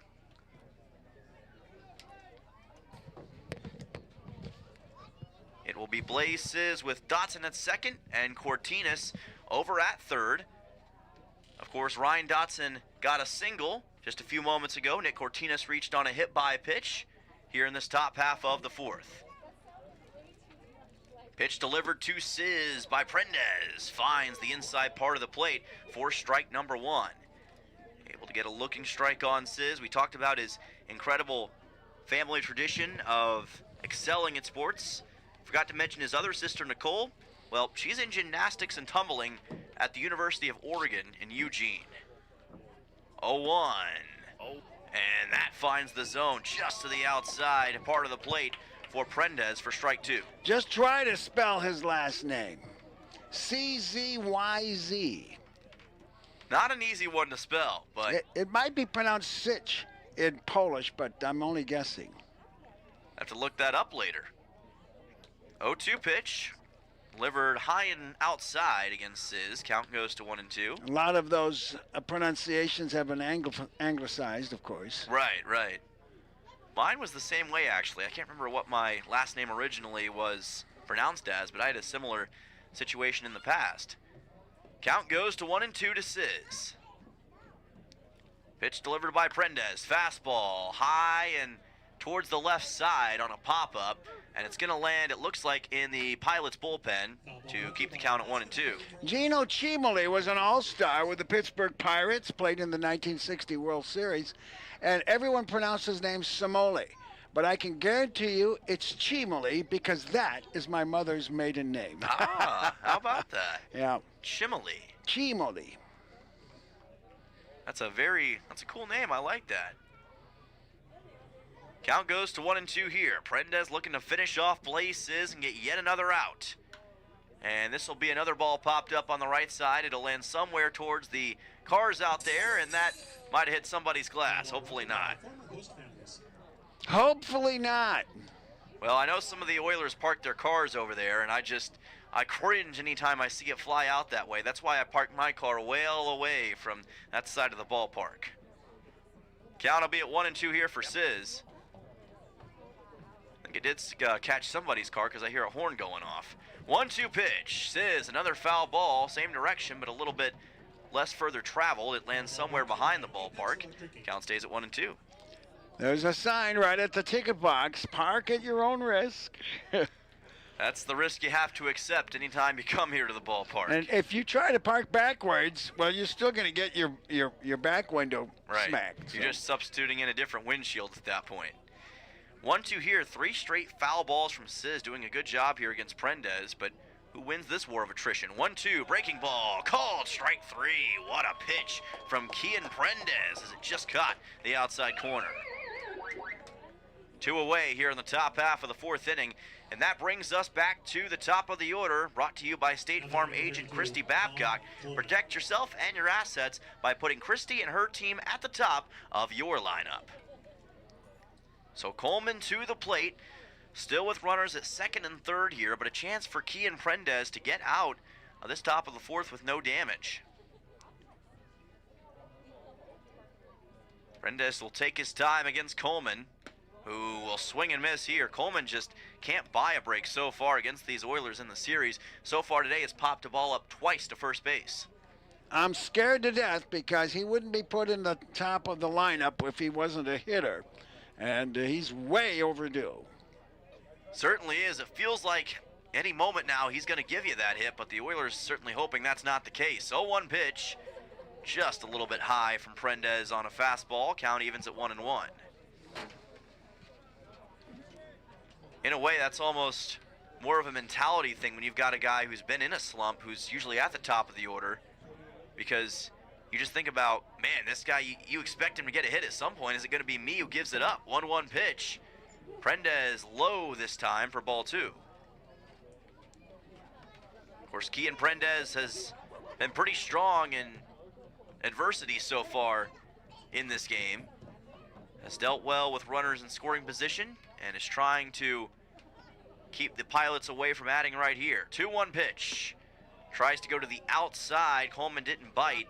Count goes to 3-1. You can't lose this fella with an 0.59 average, and it's a 3-1 count. He's been struggling almost every single inning. The one time he had a clean inning was when he picked the man off. 3-1 pitch coming up here. Delivered by Prendez. It'll be popped up and fouled behind the netting, and the count runs full at 3-2. So we got a payoff pitch coming up here for Keaton Prendez against Vaughn Coleman, and I'm sure he'd love to get him out of the way and not have to deal with anybody else in this Pilots order, because you've got Cooper Kunis, Antonio Gianni, and Logan Strong coming up, 3 of the best batters on this squad, followed by Braden Horn, who's got a .412 average. So a payoff pitch coming up with 2 outs for Keaton Prendez. Delivers a fastball. It's popped up yet again, and I don't think it's going to be catchable. It will not, as it lands just beyond the netting. Count stays full. Another payoff pitch coming up. We've seen a lot of those as of late. Saw a similar situation with Sizz, and now Coleman staying on with foul balls. That's what you have to do, though. Keep making contact. At the very least, you run the pitcher's count up. And Prendez is well above 60 pitches now. Here comes the 3-2 with 2 outs. And a swing and a miss. Keaton Prendez with 2 straight strikeouts to end the top half of the 4th inning and deny the Pilots with 2 runners in scoring position.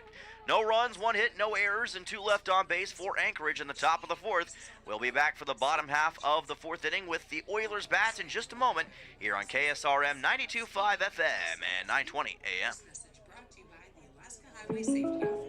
Let's talk about something that's not always top of mind, but still really important: life insurance. Because it offers financial protection for your loved ones, it can help them pay for things like a mortgage, credit card debt, and even your children's education. Plus, life insurance is probably a lot more affordable than you think. And with State Farm, your local agent can help you understand your options and choose coverage that fits your needs and budget. Hi, this is Christy Babcock, your local State Farm agent, still in Kenai, and now also at the Soldotna Y. Got it to dental in Kenai. Patients are evaluated each morning starting at 7 with treatment available until 9, Monday through Friday. Patients will be seen in order for urgency. It's fast, focused care when you need it most. Don't wait through the pain. Get the help you need right when you need it. For more information, call 907-262-31. Peninsula Community Health Service. Healthcare for all.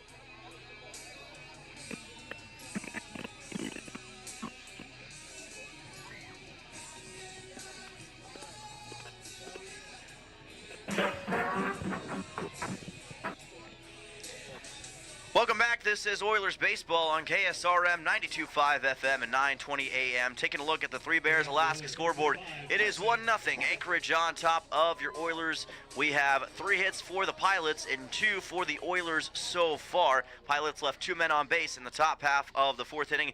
Oilers with their bats here in the bottom of the 4th. And this first pitch is going to be lined out right to the shortstop, Blaze Sizz, from Carson McCormick, number 6 in the order, to lead off this bottom half of the 4th inning. The bats are making contact, but the defense has been there for both teams. Yeah, that's a great point, because the infields and outfields for the Pilots and the Oilers have both been up to the task, to say the least, today. One guy who does have a hit for Peninsula, Sammy Lopez, delivered a ground ball up the middle earlier for a base hit. In a 1-out spot right here, lefty batter check swing, and that'll be a strike. Breaking ball caught the zone. Count goes to 0-1. Isaac Fernandez waiting on deck, but that first out on McCormick rather quick. Cody White still on the bump, and he's been Pretty impressive so far. Here is a loop shot down towards right field that'll be caught on the run by Cooper Kunis. What a job by Kunis to get up to that baseball for out number 2. Well, again, making good contact. That was a line fly. I was hoping it was going to drop. I thought for a second it was going to, but you got to give credit to Kunis. Despite playing pretty far back, got up to it in time to get that second out. Pretty darn impressive. Isaac Fernandez will come to the plate.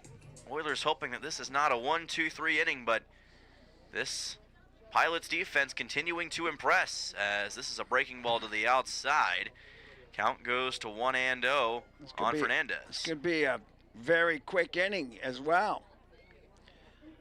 Very well could be if the Oilers aren't able to make some hay here. 1-0 pitch.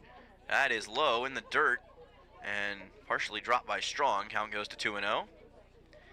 Isaac Fernandez trying to make the most of this 2-0 situation. He's got Garrison Jones behind him. And we've already seen Jones get on base today. Fernandez, high fly ball, deep to left field, back towards the wall it goes, and it is going to be caught at the warning track by the left fielder, Vaughn Coleman. Oh, my gracious. He ran into the Coca-Cola sign right below the scoreboard. Wow.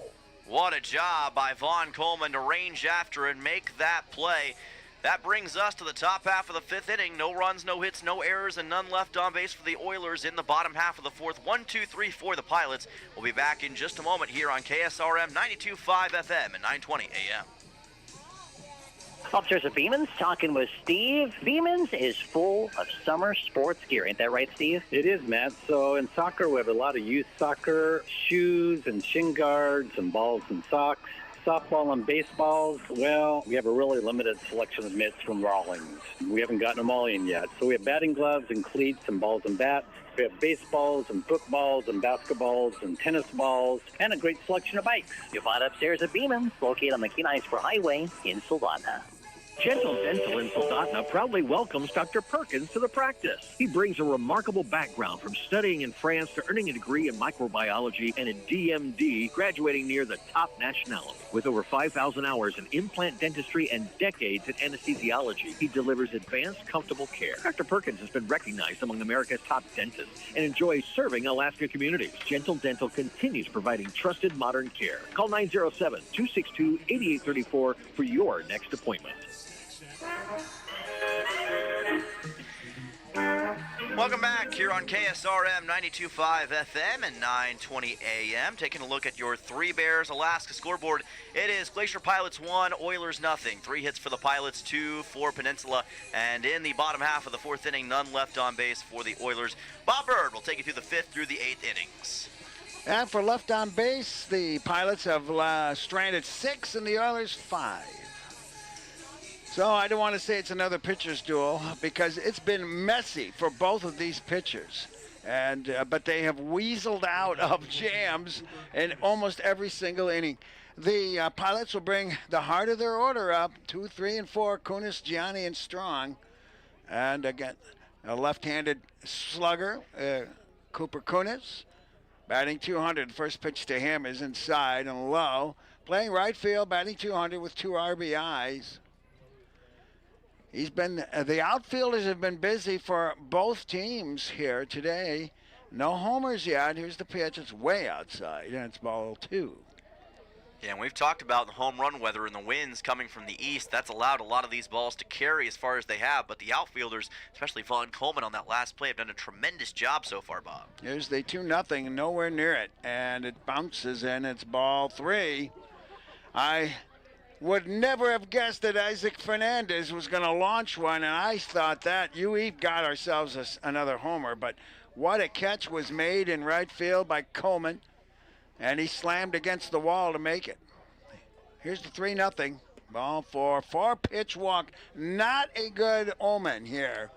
And again, Prendez has been his own worst enemy.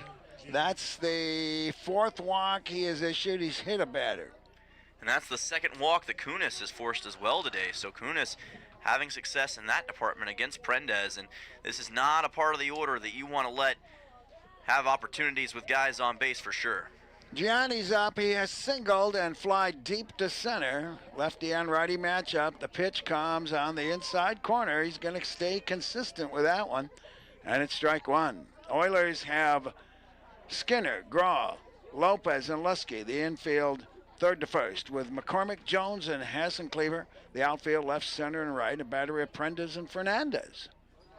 Here's the pitch. Breaking pitch. And it's fouled off to the right, 0-2. Wherever you are, whatever you're doing, thanks for tuning in. There's nothing like baseball. The greatest game there is. It's dark here right now. We've got some black clouds. It's a weather dynamic here. It's quite typical for warm days. I'll explain that in a minute. Here's the stretch and the 0-2 pitch. Oh, it bounces and hits him. That bounced 4 or 5 feet in front of him, and that's like getting hit by a wiffle ball. And he's in big fat trouble right now. Yeah, runners at first and second here now for the Pilots, and like you said, bounced about 4 feet in front of Antonio Gianni and caught him on the left side of the body. Allows runners at first and second for the Pilots, so all of a sudden, he and Prendes and the Oilers in a tough spot. 4 walks, 2 hit batters. The corners are in for a bunt, and the middle infields for double play depth. Here's the pitch, and it's a strike on the outside corner. Logan Strong singled and got an RBI in the first inning, and then he was picked off after a walk in the third. Go ahead. I was about to say 308 average on the season. We were both thinking the same thing, so very consistent batter for the Pilots. There's the strike one pitch. Ground ball, no, right at the pitcher. He's going to go to third. He gets him on the force. I don't know if that hit his glove or his leg, but he was facing third, and he made the right decision. He got the lead runner. Wow. Tell me what you saw. Yeah, it looked like it hit his glove as it was coming back towards the mound, and that was a great job by Prendes to locate that ball after it bounced off his glove, and then the intuition to make the play over to third to get the out on the leadoff runner, Cooper Kunis. That is sensational awareness and a high baseball IQ. What a play by Kian Prendes. 1-5 put out. And a fielder's choice for Strong. Well, here's Braden Horn, 412 hitter. He struck out and fly deep to left. He's huge. And a lefty on righty matchup here, so advantage for Horn. Here's the pitch. Line drive, base hit into center field. I don't think they're going to send him in. Yes, they are. Here comes the throw. It's going to be close. He got him. And a put out from center field from Jones on a one-hopper up the third base line. And Fernandez just got his glove on it in time. Wow! My goodness, what a throw from Garrison Jones way out there in center field. We thought both, I'm sure, that was going to be a little bit risky, but they sent Gianni on, and the throw from Jones beat him there, and then the great job by Fernandez to make the tag. What an out for the Oilers, a run saving out. Well, we've had some real interesting defense here, and maybe that will boost the Oilers' mo. And here comes Nick Cortines. He's had a good day. He's been walked and hit by a pitch. 4th hit, by the way, for the Pilots. And I'll tell you what, I think Prendes has been living very, very rightly. The pickoff at third on the line smash back to him, and then the play at the plate. Great. Anytime you get a center field, outfield, center fielder assist at the plate, you think about that all night. Yeah, that's something that I'm sure Prendes is very happy about. He's going to be thanking Garrison Jones for how that one ended. Here's the pitch, fouled it off, and it's 0-2. There was no doubt about it, line drive hit to center field, but as a result, it was not slow in reaching Jones. I'm not sure if he got it on 1 or 2 bounces, but that, if it was a bounce, I'm not sure how that came to him. It's much easier to have a waist-high bounce than have to scoop it out of the grass. Yeah, it was a pretty solid bounce for Jones, which I'm sure helped him in that spot. 0-2 pitch, and he just got a piece of that to stay alive. And that completely changes the dynamic in this top of the 5th, because all of a sudden you got a chance to close out this inning without allowing any more runs to the Pilots when it looked like for sure a couple times that they'd have a chance to increase this 1-0 lead. It looks like Fernandez is going to talk to Kian Prendez. And you'll note that we haven't retired a batter this inning. That's right. That's right. It's all been defensive play, and that's kind of been the story of the game so far for both sides. The defense is stepping up in huge spots. All right, it's 0-2 on Nick Cortinas, the designated hitter. Bats from the right-hand side, and the umpire is making some sort of gesture. Not sure if there's been a change. 0-2 the count. Runners on first and second, 2 dead. 1 strike away from getting out of a miraculous inning. Here in the top of 5. Here's the pitch. Swing and a miss! Wow! The Oilers come out smelling like a rose with a key strikeout here in the top of 5. In the inning, no runs. There was 1 hit, a walk, a hit batter, a line drive out at third, and a play at the plate from center field, and that retires the side. We're going to go to the Oiler 5th with the score. Glacier Pilots 1, the Oilers nothing. This is Oilers Baseball on KSRM 920 and 92.5 FM. Looking for a trusted healthcare partner for your whole family? Central Peninsula Family Practice and Pediatrics has you covered. From newborn checkups to senior care and everything in between, our friendly providers deliver person-centered care tailored to your needs. Convenient locations in Kenai and Soldotna, we're here to help you stay healthy at every age and stage of life. We've expanded our team to better serve you. Learn more at ppgh.org or 907-714-4111. Your appointment. Thinking about a new place to land here on the Kenai Peninsula? At Aspen Crouse Real Estate, we believe real estate should feel clear, calm, and personal from the very first conversation. Whether you're buying your first home, moving across town, or preparing to sell, we guide you through every step with local knowledge and genuine care. Ashman Crouse Real Estate at Jack White Real Estate, guiding you home with care.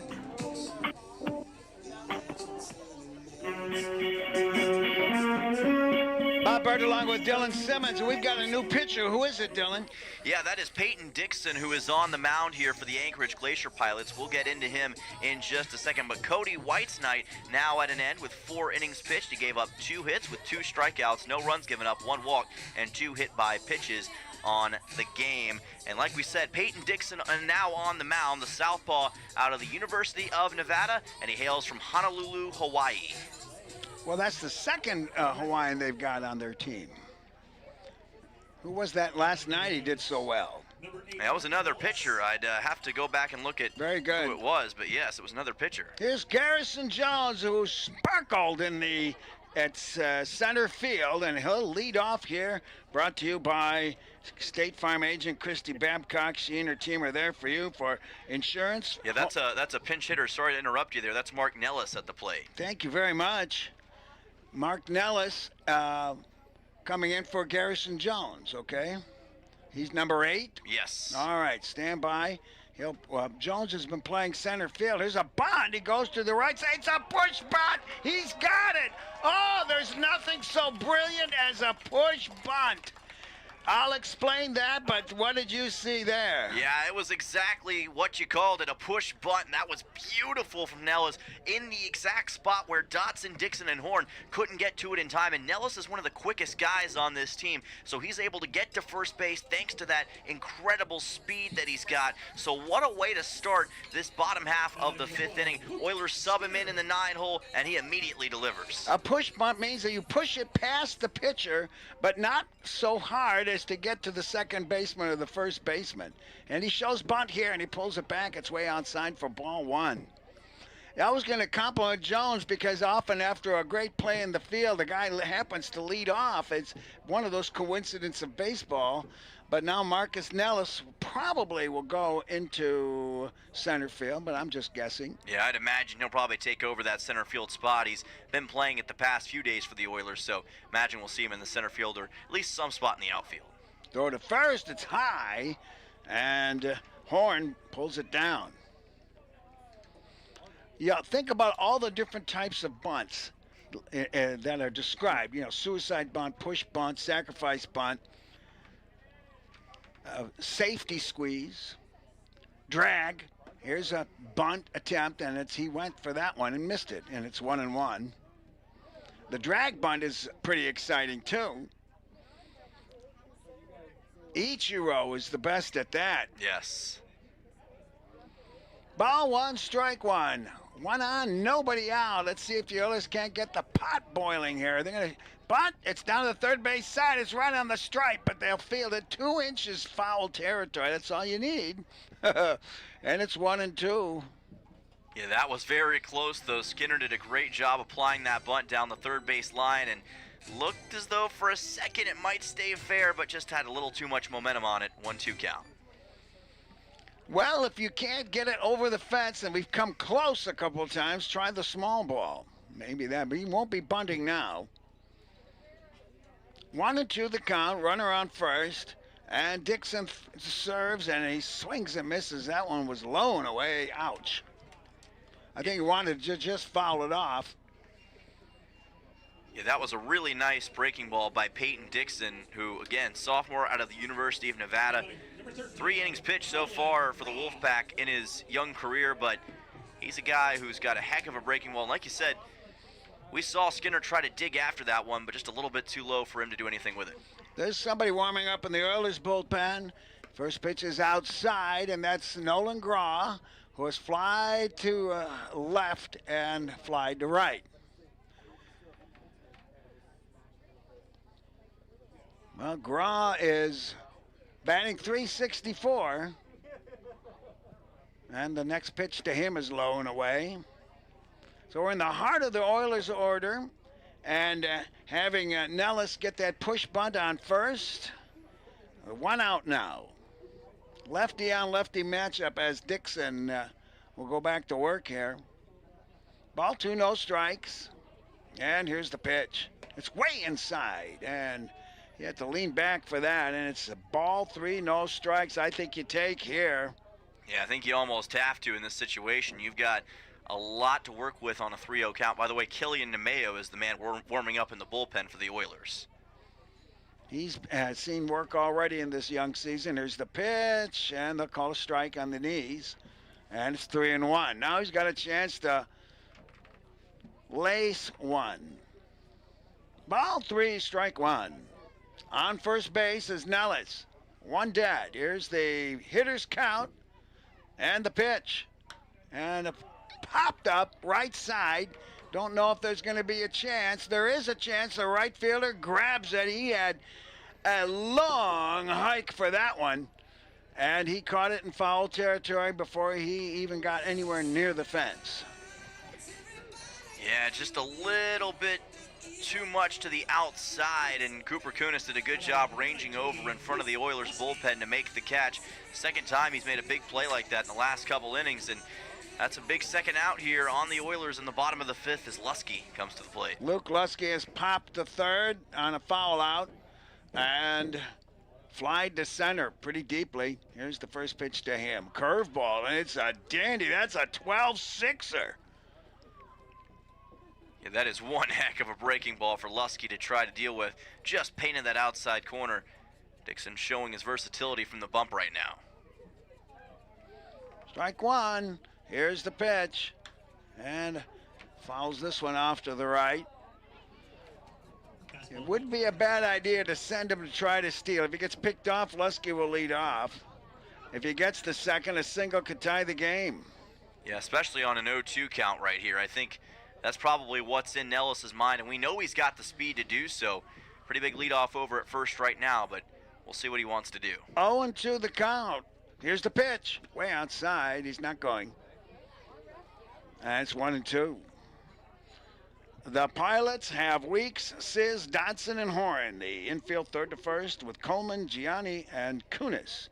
The outfield left, center, and right. A battery of now Dixon and Strong. Ball 1, strike 2. The stretch and the pitch. Swing and a miss. It's in the dirt. They're going to have to throw him out.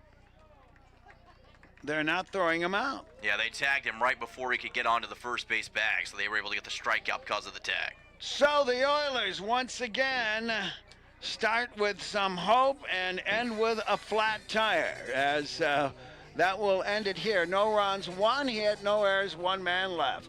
We will go to the top of the 6th, and my guess is we're going to get a new pitcher here.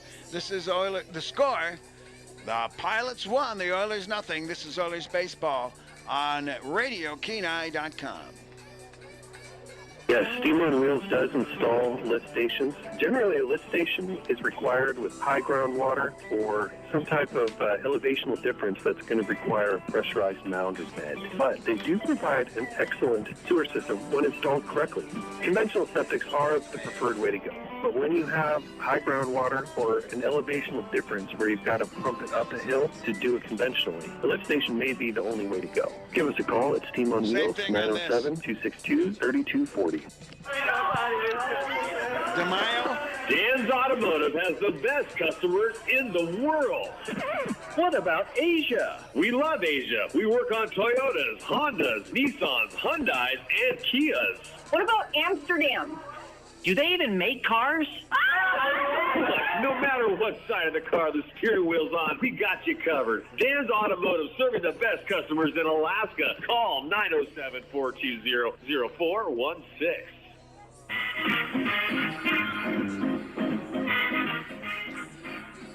Three Bears Alaska scoreboard. The Pilots 1 run on 4 hits, no errors, and they have stranded 8. And the Oilers, no runs, 3 hits, no errors, and 6 men left. And we've got now a line on Kian Prendez. Yes, Kian Prendez's night comes to an end after 4 innings of work with 1 run given up.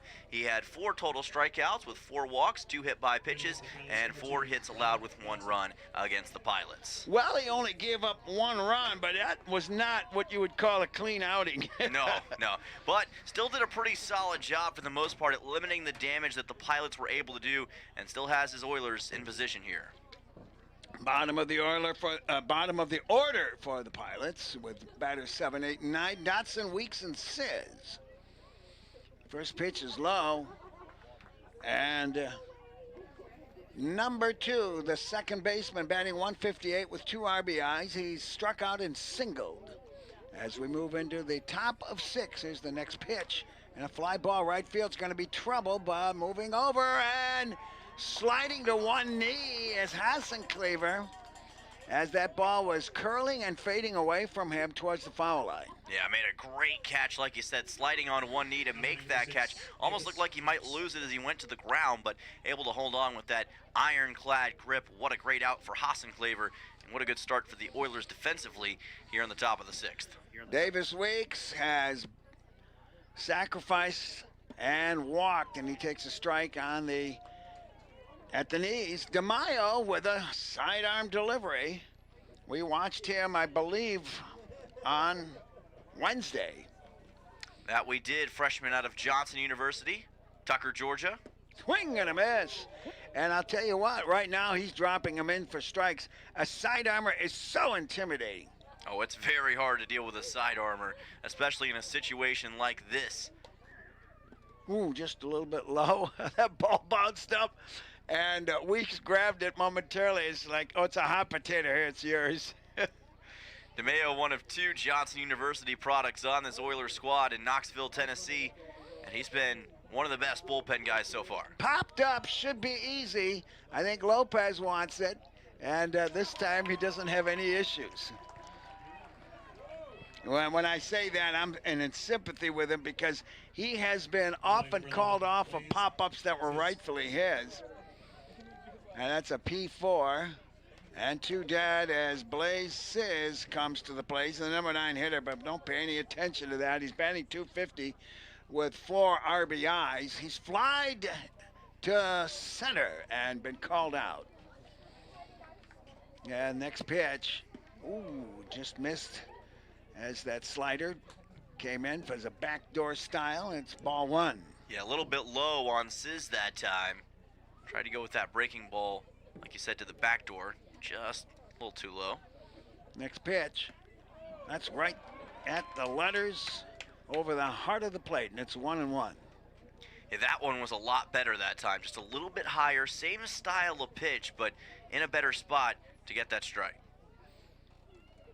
Here's the pitch. By the way, check out it's a strike call. Check out who's in center field. That is Mark Nellis. Okay. Remember, he subbed in for Garrison Jones in that bottom half of the fifth, now taking over in center field for the Oilers. Here's the 1-2 pitch. Swing and a miss. Wow! A great job in his first inning of relief for DeMaio here. Let's go to the sixth and get cooking. All right, at the end of 5.5, it's Anchorage 1 and the Oilers nothing. This is Oilers baseball on KSRM. Fall is just around the corner. Are you ready for your next chapter? At Kenai Peninsula College, we're ready for you. Registration for the fall semester is now open, offering the classes you need close to home. And big news, our residence hall is now open. You can once again experience full campus life, build lifelong friendships, and live where you learn while taking classes at KPC or any UA campus. Don't wait. Secure your classes in your room today at kpc.alaska.edu. Find your place at KPC. Looking for the toughest trailers and equipment on the Kenai? Head to White Spruce Trailer Sales on K Beach Road, your local dealer for TYM tractors. That's right, they have TYM tractors and implements. Anything from TYM pallet forks, box blades, snow removal, and more. Built to work as hard as you do. From sales to service, they've got the parts you need to keep your equipment running strong all year long. Speaking of service, White Spruce offers a full-service shop with special discounts for commercial companies because supporting local businesses matter.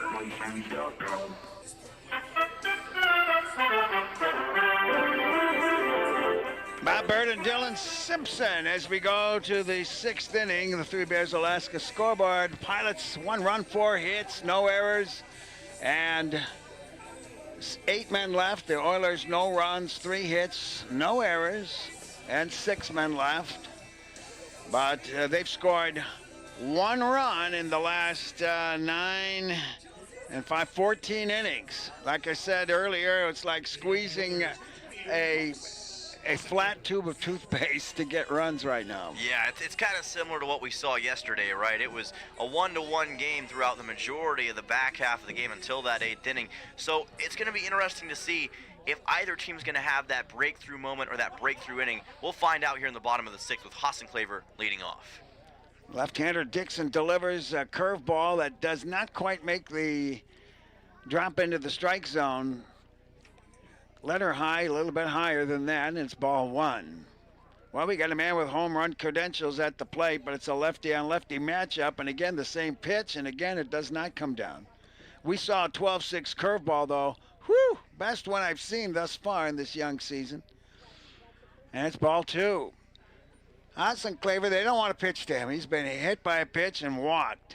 Here's the next pitch, fly ball into the gap in right center. It is going. Hey! Hot dog and hallelujah! Hassenclaver launches one just about where he did yesterday. His second belt of the season, and we are tied.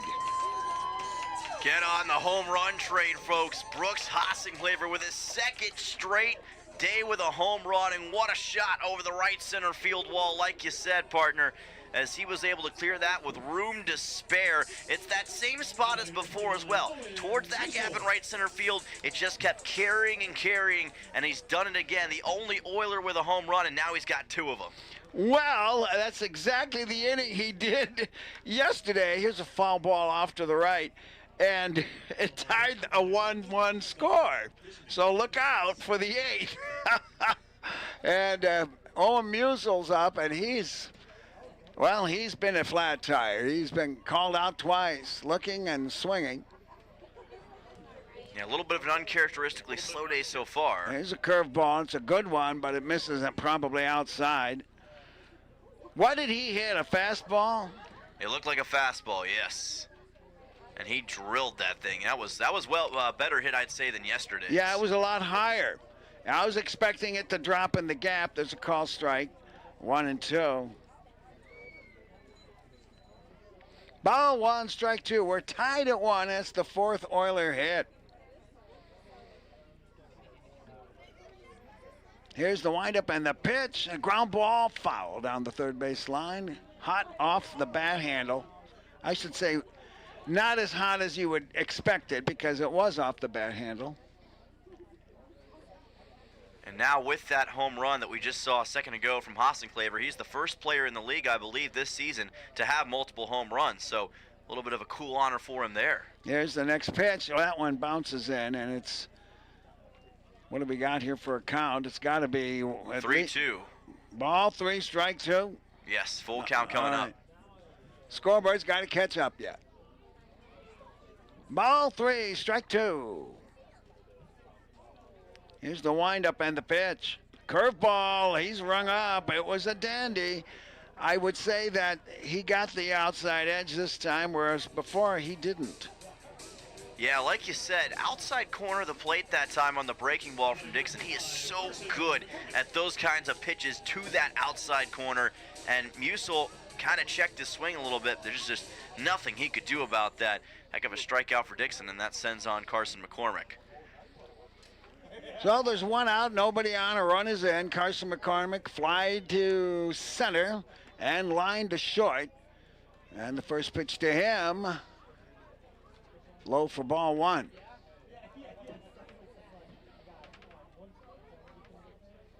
Ball 1 the count. The left-hander Dixon on the mound. Here's the pitch. That's inside, and it's 1-1. And we've seen McCormick, another guy today, who's made pretty significant contact with the baseball. And I wouldn't be shocked in this situation if he may have something to say about a deep shot into the gap. Ball 2, no strikes. Here's the pitch. Fastball, hot shot. That's fair. It's going to go deep into the hole in left field. Up against the wall. They're having trouble handling it. Well, you won't go any further than that. And McCormick doubles to deep left field here, and the Oilers are in business. Well, I mentioned it, Bob. He'd been knocking on the door all day of getting one of those big extra base hits, and he absolutely drilled that thing on the left side that time, right into the left field corner where Vaughn Coleman could do nothing but chase after it. McCormick finally gets that signature hit he was looking for, and that is 2 extra base hits in this bottom of the 6th for Peninsula. Here's Sammy Lopez. He's 1 for 2, a single, a stolen base, and flied out to right. Lefty on lefty matchup here. Just one dead. Pitches outside for ball 1. 5th hit for the Oilers now. Yeah, they've now out-hit Peninsula in total. 5 hits for the Oilers to just 4 for the Glacier Pilots. And Sammy Lopez, he's already got a hit today. He'd love to add another one right here. Here's the pitch, and it's a ground ball right to the third baseman. Fielded nicely. He's going to break for third. There's nobody there, but he's got him.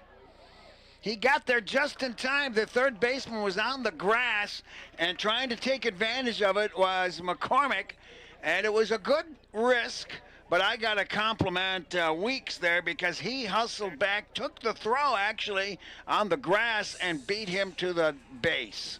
So that is a 5-3 putout and a 3-5 putout. How about that to erase the Oilers here in the 6th inning? In the inning, 1 run. There were 2 hits, no errors, and guess what? Nobody left on base. We'll go to the 7th. We're tied at 1 between the Oilers and the Glacier Pilots on KSRM. Looking for a solid job with great pay and room to grow? Dam Construction and Roofing is hiring roofers and general laborers across the Kenai Peninsula. They offer competitive pay based on experience, overtime opportunities, paid sick leave, and full-time seasonal work. No experience? No problem. If you're dependable, motivated, and ready to learn, they'll provide the opportunity. Join one of the Kenai Peninsula's fastest-growing roofing companies. Call 907-262-3996 today or visit dambuilt.com. Dam Construction and Roofing, building careers one roof at a time. When trying to find a dentist, it can be challenging, and Ridgeway Family Dentistry knows this. Ridgeway is a new state-of-the-art facility offering you pain-free dentistry and is family-friendly. Even if you don't have time to have multiple appointments, Ridgeway Family Dentistry can complete all your treatment in one easy visit. At Ridgeway Family Dentistry, they know how important it is to have a smile and know how that can change your life. For your next dental appointment, call Ridgeway Family Dentistry at 262-8404. Dylan, I got to tell you something. There's a lot to talk about. That double play is one of the strangest that will ever be recorded. Here's the pitch and a sidearm strike. You have a 5-3-5 double play. And you get the runner at first and then the runner on second breaking for third. Was it the smart thing to do? It's good to take a risk. And I don't know if it was the right time to do it. It was certainly unexpected. And the next pitch is high, 1-1. Yeah, it certainly was a risk for McCormick to take in that situation. I think he thought there was a little more daylight than there was and probably underestimated the throw that the first baseman would make there. Vaughn Coleman is the batter, and he swings and misses, and it's 1-2. He's popped to first, and struck out. We're in the top of 7, and it's 1-1. Go ahead. Yeah, but also Brooks Hassenclaver with that home run in the bottom of the 6th. There's a fly ball to center field, and it's going to drop. Coleman gets his hit.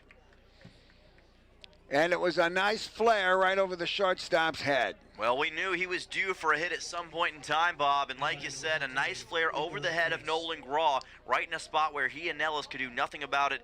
Big bloop shot for a single to lead off the top half of the 7th. You're going to give him a hit, have him do it at the start of the inning. He had bases, runners on second and third and struck out. So we'll see what here's a bunt shown, and it's outside for ball 1. Cooper Kunis has walked, scored a run. The only one of the game for the Pilots. He's flied to center, walked, and then got caught trying to get to third base on a sacrifice bunt, and they caught him on the base paths. Two balls and no strikes. Up on the grass is Skinner. The pitch comes a foul ball and it goes over the top. Ball 2, strike 1. Righty on lefty matchup here, so a bit of an advantage, especially with a sidearmer. There's the stretch and the pitch, runner going. That's high. This is going to be an easily stolen base. The catcher, Fernandez, got that ball in 10 feet before the base, but it bounced very nicely to Graw, and there was a close play at second. I did not expect that. Yeah, there was a close play at second, and I think if that ball had been delivered with just a little more velocity, might have had a chance to get Coleman out there over at second. Here's the 3-1. It's outside, and now we got ourselves a jam, a big one. There's runners on first and second. Nobody out, and here is the heart of the batting order coming up for the Pilots. Yeah, this is going to be a big test for the Johnson University sophomore Killian DeMeo with these batters coming up. You got Gianni, Strong, and Horn, maybe the 3 best batters that the Pilots have at their disposal, batting .353, .308, and .412 respectively. If he gets out of this jam, he's going to have earned his opportunity right here. Runners on first and second. Here's the first pitch. Misses outside. Gianni has singled. Fly to center, hit by a pitch, and gunned down at the plate from an outfield assist in center field by Jones. Here's the stretch and the pitch. Ground ball, foul. Oh, boy, the third base coach had a different opinion. He was windmilling his man home to the plate. The ump had a good look at it, though, and it's a very scary strike. And not an RBI double. Yeah, that's one that'll take your breath away if you're an Oilers fan. I thought at first glance that was a fair ball, full disclosure.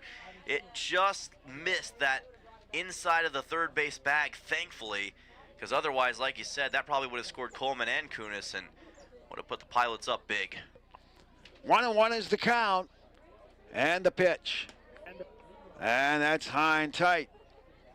And it's 2-1.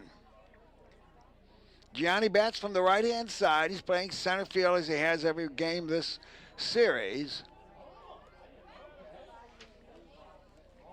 The stretch by DeMaio. Then the pitch. Swing and a miss. That one came in low and stayed low, and he went for it and missed it. Yeah, that's a needed strike on Gianni. Went for him on that low breaking ball and got him to swing at it. Now can he finish the deal, and will he go back to a fastball right here in this situation? Ball 2, strike 2. Here's the pitch. Soft liner. And a double play at second base. Yes, the liner went to Lopez. He fielded it easily and just stepped on the base at second for the force out. Man, was that big. Oh, that was absolutely massive. What a great job by Lopez. Firstly, he gets the line out on Gianni and then quickly got to the second base bag to get Coleman out. Now just a runner at first, and most importantly, 2 outs here in the top of the 7th. Here's Logan Strong, and there's no longer a runner in scoring position. The first pitch to Strong, he gets the strike on the inside corner. I have to tell you now, he's not consistent with that inside call. That one was considerably inside. But we won't complain. That's the way umpires are. They're not machines, and I'm glad about that. There's a throw to first. He's back in time. Strong has singled with an RBI. He walked, and he has been safe on a fielder's choice.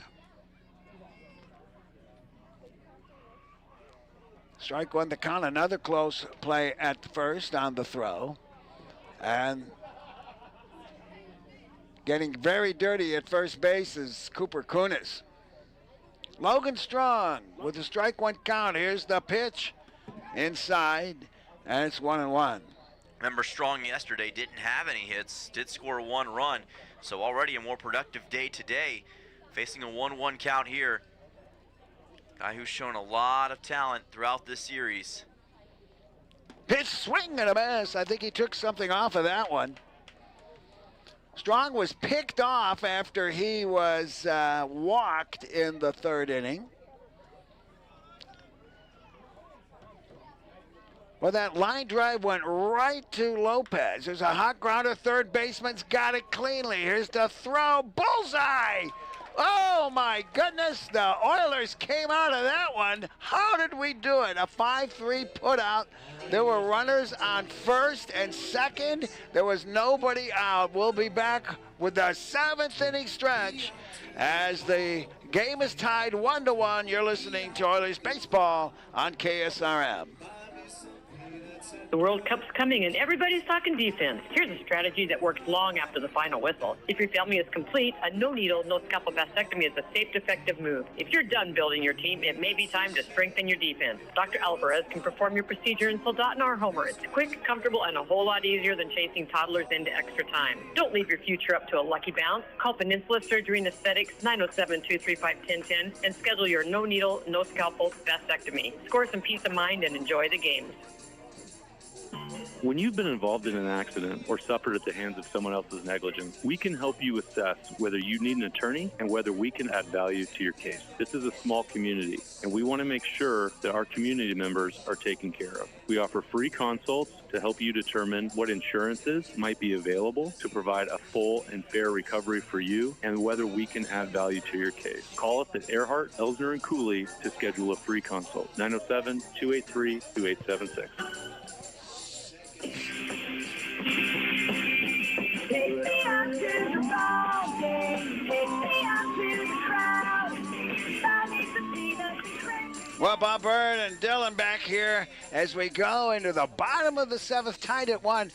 Oh, the Oilers 1 run, 5 hits, no errors, and the Pilots the same. 1 run, 5 hits, no errors. What an inning. Oh, my goodness, what an inning is right. What a double play by Sammy Lopez there in the top of the 7th as well. Because, remember, there were no outs, runners at first and second. Like you said before we went to break, would have been a huge jam. They got out of it, and now the Oilers have the chance to take the lead right here in the bottom half of the 7th inning. Here's Isaac Fernandez, who deserved a home run the last time up. He sent the man to the wall, and he slammed into it. First pitch to him is popped up. It's going to be playable. The catcher, Strong, wants it. He's got it. And that will retire Fernandez on 1 pitch and a P2. Yeah, pop straight up in the air. Pretty easy for Logan Strong to make that catch. But here comes a man on for his 2nd at-bat of the game. And remember, last time he had an incredible push bunt to get on base. It's Martin Ellis. Let's see what he does. It sure looked like a morale boost at the time. Didn't blossom into what we hoped. And here's the windup in the first pitch to Nellis. And it's a strike on the outside corner. Three Bears scoreboard shows the Oilers 1 run, 5 hits, no errors. We've stranded 6. Pilots 1-5-0, and they've stranded 9, I believe. Here's the windup and the pitch. And he flies this one foul down the right field line. And it's out of play. It's quite dark here now. It's 8:30, but only because of clouds. And you talked about the 9 left on base for the Pilots. Does that not tell the story? I mean, 9 runners left on base. They've had so many chances to increase their lead, and they just haven't been able to do it. Give credit to this Oilers defense for keeping them as close as they have, because they've made some tremendous plays today. It was defense more than pitching, I agree. 0-2 the count. To Nellis, here's the pitch. Ooh, which is just, no, he rings him up. Oh, ho, ho. I don't think it's been the most consistent balls and strikes today. And I think both teams have that opinion. What are yours? Yeah, I would say that's one that I probably wouldn't have expected to be a strike. Home plate umpire was looking right at it. Carson Jacobs made the call. Nellis, I think, also looked to hold back in that situation. Probably didn't expect that same thing and ended up in that spot. Looks like we got a pinch hitter here. Number 16. Batting for Skinner. Jack Holubowski. I'm going to make sure I spell his name and first name. Yeah, Jack Holubowski. Holubowski, that's right. So Holubowski will bat for Skinner here in the top of the 7th with 2 outs. And the first pitch to him is ball 1. Yeah, first time we've seen Holubowski today. Played yesterday for the Oilers, went 0 for 3 in his attempts at the plate, but did reach once on a walk. Bats from the right-hand side, and here's the windup and the pitch. Swing and a miss, and it's 1-1. I think this shows that Dave Dawson and the crew are looking to try any batter they need to in this situation to generate some offense. They already subbed in Nellis, now bringing in Holubowski as the leadoff man in the order to try to see if they can get some separation against the Pilots. Next pitch, popped up, and it's out of play. Couldn't quite tell. I wonder where he's going to be placed if he's, Skinner was playing third base, and I think Holubowski's, that was his position in the last game. It was his position yesterday, so I'd expect, yes, he'll be back there at the hot corner. 1-2 the count. Very dark here now. There's the stretch and the pitch. It's a curveball, and it's just a little outside, and it's 2-2. Yeah, no lights at this ballpark. You don't need them usually because there's not enough darkness to need lights, but it's a bit darker today. Still can see the ball, thankfully, but yeah, it's getting there. There's a 2-2 pitch, breaking pitch, and he did well to get a handle on it to the backstop and fouling it off. Reminder for the folks listening in, tomorrow's game, the final game of the series, is not going to be at 6:30. It's going to start at 2 o'clock Alaska time. So that's an important thing to remember for all of you listening in. Going to be earlier on in the afternoon. That's the normal Sunday time here. Here's the 2-2. Swing and a miss. Struck him out. And that erases the Oilers in order. In the 7th, no runs, no hits, no errors, nobody left. Now let's watch this 8th inning and see what we do with the score. The Oilers won and the Pilots won. This is Oilers Baseball on RadioKenai.com. Hello, I'm Marty Hansen, owner and manager of Eyewear Express. Have you ever bought new glasses for your little darling and they're lost or twisted into a figure 8 before you even get home? Or take that first picture? Well, if you got them at Eyewear Express, we'll replace the frame for free. Let me say that again.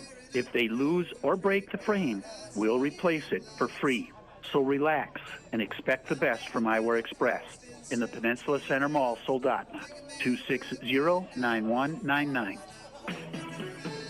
Hi, this is Justin Ruffridge. There's nothing like a small town. It's real community. And that's one of the reasons I'm raising my family here. It's also why I own and operate Soldotna Professional Pharmacy, because I believe a small-town pharmacy is where people get the best care. Our customers aren't just customers. You're our friends and neighbors. Stop by at 299 North Binkley in Soldotna for hometown-friendly service. I'm Justin Ruffridge, and I'm here to serve you.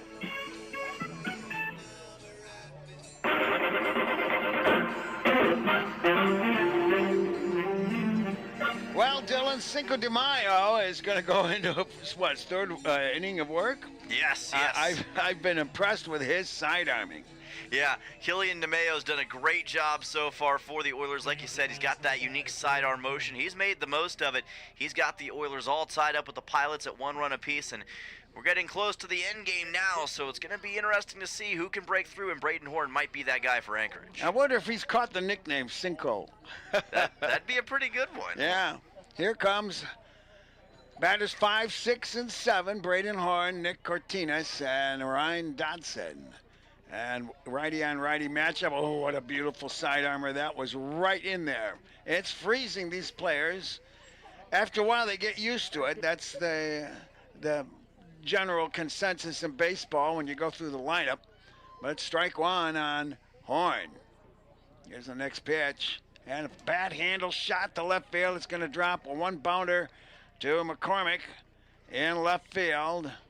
And a no doubt about it single there by Braden Horn. Yeah, really nice hit by Horn right over the head of all the infielders. McCormick, just nothing he could do to get to it in time. And a nice bloop single, or nice, not bloop single, but regular single into left field. 6th hit now for the Pilots. That's the second one given up by DeMaio. Here's the next pitch and a strike call. Right over the heart of the plate. Runner on first base. Nobody out. Nick Cortinas has walked, been hit by pitch, and struck out. He fouls this one behind the plate, and it's 1-1, I believe. Now 0-2 after that foul ball from Cortinas. All right, 0-2. Nick Cortinas, the designated hitter. Here's the pitch to him. It's another fly ball left field. It's going to be trouble. This one's going to drop.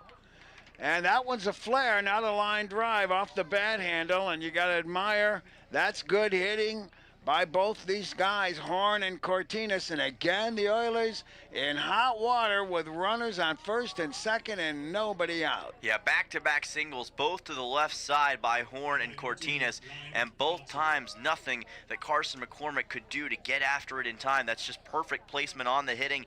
It's really well done by the Glacier Pilots. So now the batter is Ryan Dodson, and the first pitch to him is ball one. Dodson has struck out, singled, and fly to right. Batting 158 with 2 RBIs, playing second base. Here's the pitch. Swing and a foul. That hit the catcher. Umpire's going to give him a chance to recover here, I think.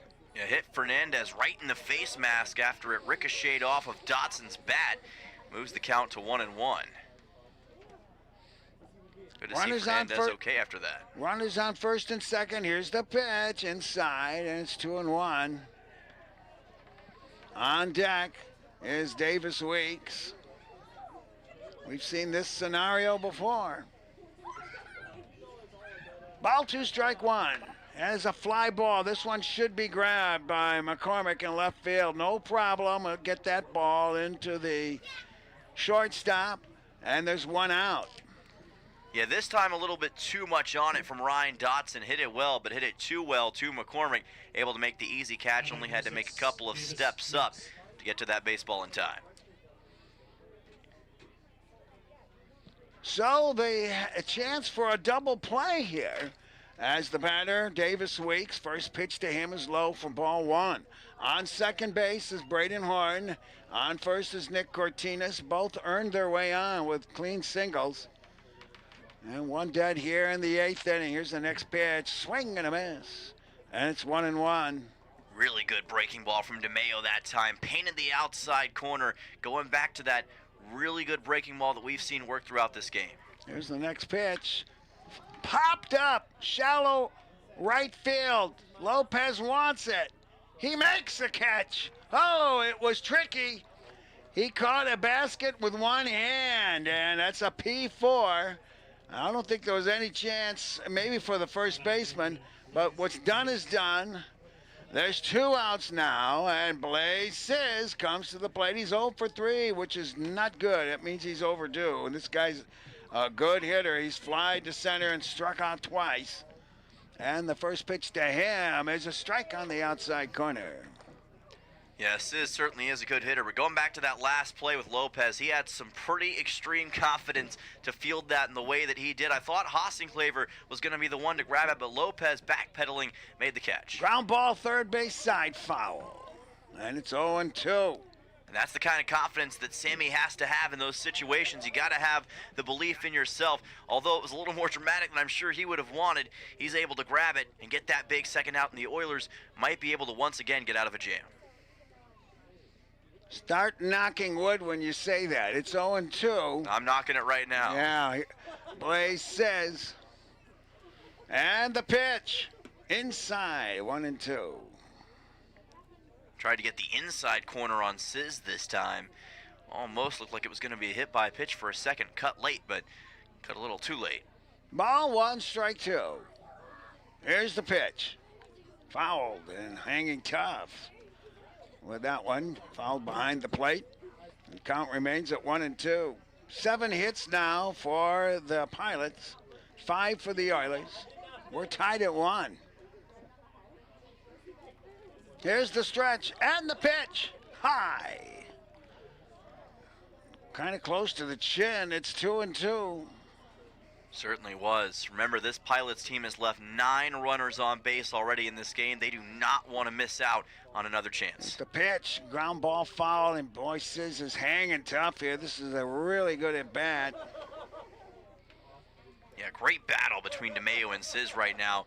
Yet another foul ball. That's the third he's hit in this at-bat, just trying to force DeMayo into a mistake. Ball 2, strike 2. The pitch, a fastball right there, baby. Whoa, my goodness. That one had heat on it and a mustard, and that retires the side. You said it best, Dylan. The numbers of runners left on base by the Pilots especially has been their bugaboo, but the game's nowhere near being over. In the inning, no runs, 2 hits, 2 men left, and again, the Oilers weasel out of a jam. We're tied at 1, and we're going into the 8th. This is Oilers baseball on KSRM.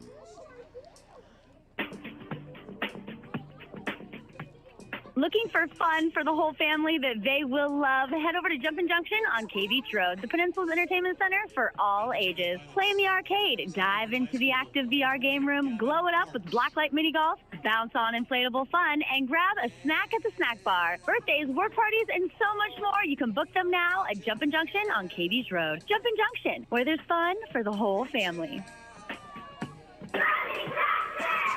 Who would you call if your vehicle broke down? If you just had an accident or just spun off into the ditch? You might be able to think right now, but in the moment, it might be hard. So here's what I want you to do. I want you to add this name and number to your phone in case of emergency. Okay, are you ready? It's Genwar. That's Jenwar, Towing and Recovery, 394-6068. That number again is 394-6068. Available 24 hours a day. Genwar Towing and Recovery. Make sure it's in your phone. 3 Bears Alaska scoreboard gives the Oilers 1 run, 5 hits, no errors. We've stranded 6, but the real telltale is the Pilots 1 run, 7 hits, no errors. They have stranded 11, and the Oilers have, well, really only 1 clean inning. They had a second one, but it was only because of a pickoff. So we do have a new pitcher. Dylan, why don't you go ahead and tell us who it is? Yeah, Gavin Parch takes the mound here for the Pilots, 6'2", 190 sophomore out of Orange Coast College. He's also from Anchorage, so he's an Alaska native, trying to see what he can do against the Oilers down in Kenai. You say March? Parch. Yes. Parch. Gavin Parch. Like I'm parched, okay? Dixon's line. Go ahead if you want to keep an eye on it for me. But I think he gave up 1 run on 3 or 4 hits and struck out 1. Yeah, 1 run on 4 hits and 1 strikeout in his few innings of work. All right, coming to the plate now is Nolan Graw. He's way overdue. He's 0 for 3. This guy is huge on the mound. What is his height and weight? 6'2", 190. Here's the first pitch. It's outside for ball 1.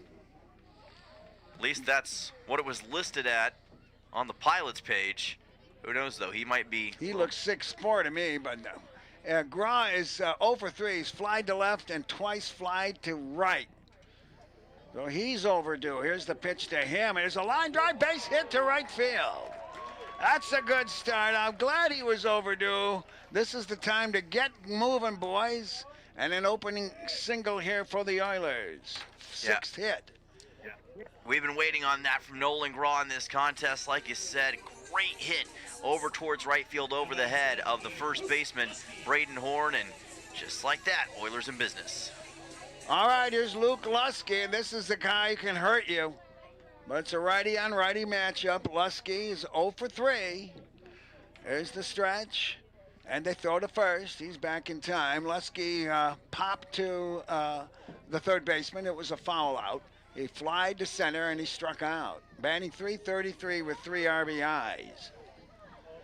Righty-on-righty matchup. On first base is Nolan Gra. The stretch and the pitch, he shows bunt, and it was kind of a drag bunt, and it fouls it behind the plate, so nowhere near being fair, and it's strike one.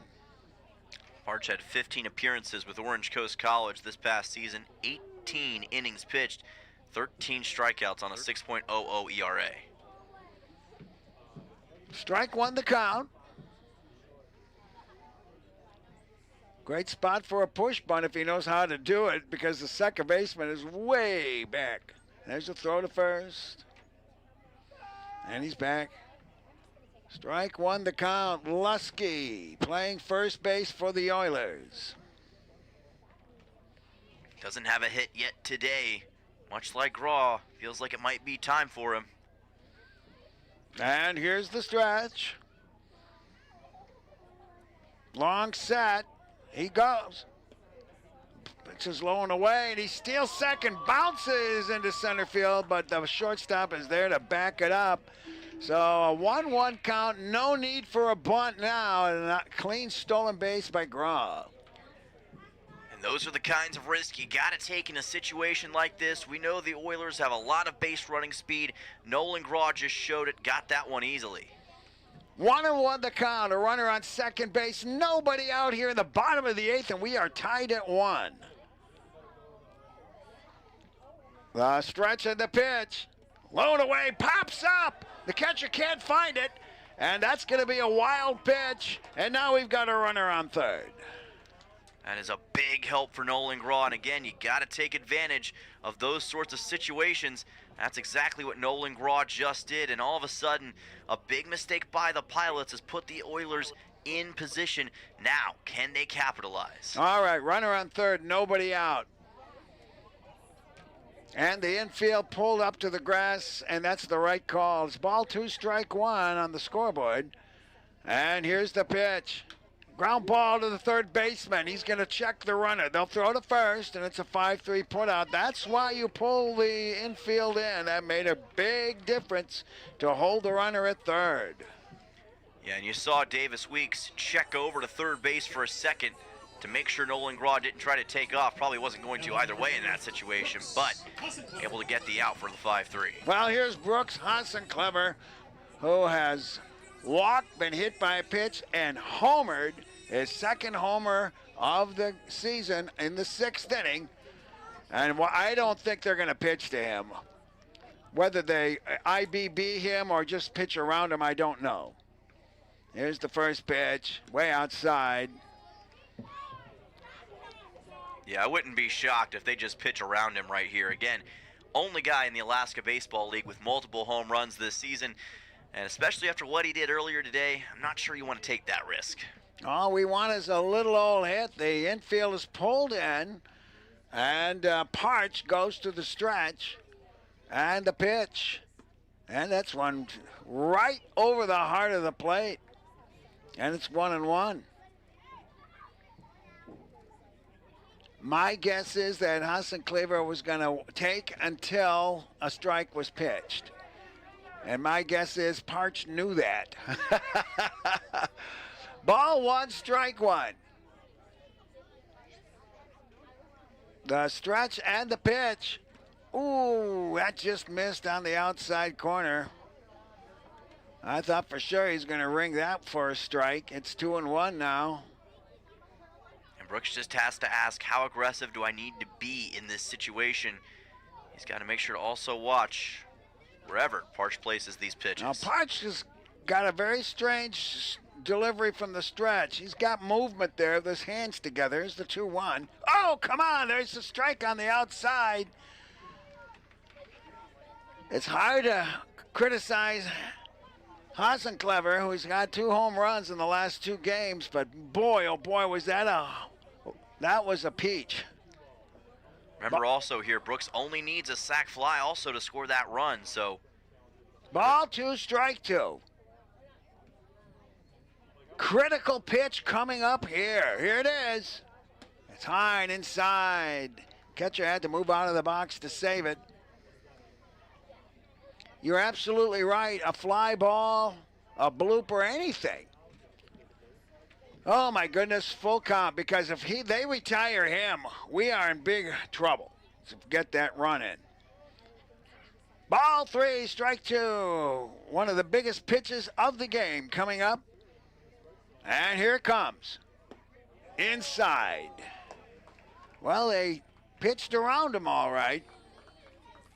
Yeah, it was a little more complicated than we were expecting, but got him to first regardless. He's gotten to first base every time in this game in some capacity. Well, Musial has got the silver sombrero, and there's a chance for a double play, but we're going to have a timeout and a huddle on the hill. We'll be back in 30 seconds for the Pilots huddle on the hill. This is Oilers baseball on KSRM. Play ball! Bearbucks is making savings easier than ever with new promotions that give you discounts no matter how much you spend. Enter your phone number at checkout to unlock active deals and rewards every time you shop. Not a member? No problem. Just scan the QR code in store and sign up in seconds. Start earning rewards at just $5 and get double rewards when you spend $50 or more. Don't miss out. Your rewards are tracked right on your receipt and easy to use in the app. Bearbucks. More savings, more rewards every time you shop.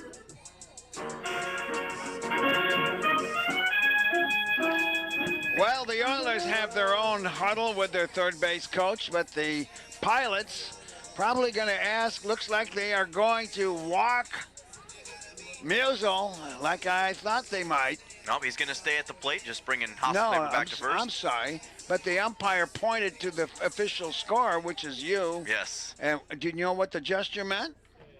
I might have missed that, actually. I think just 1 out is what he meant. Yeah. All right. Runners on the corners. 1 out. 1-1 tie. Bottom of the 8th. First pitch is outside for ball 1.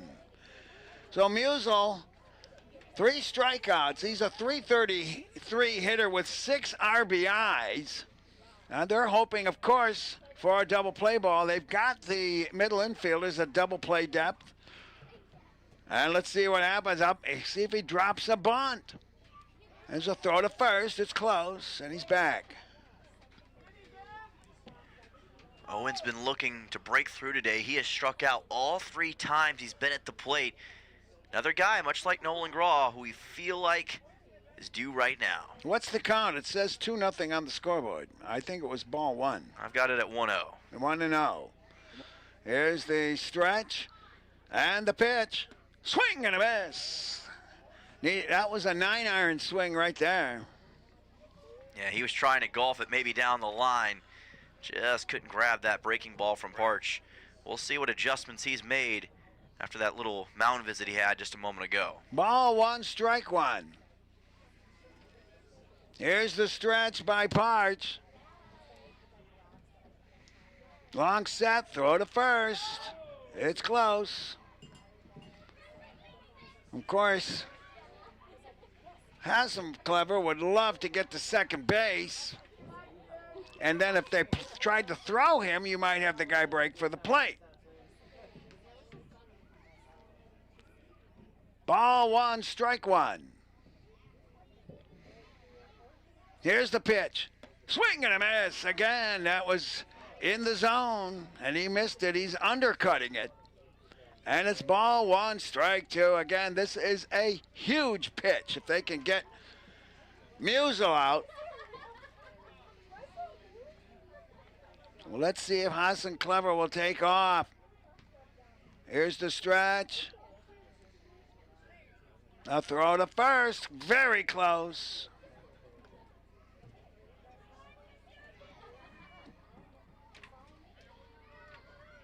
Ball one, strike two.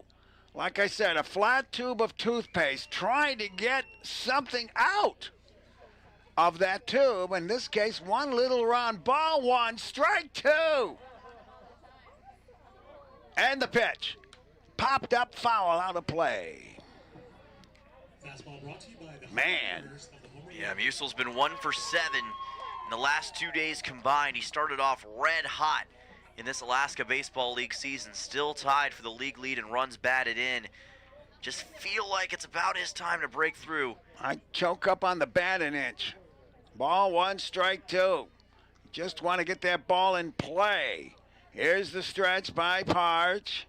And a throw to first again, and it's close every one of those throws. And Hassenclever isn't that far off.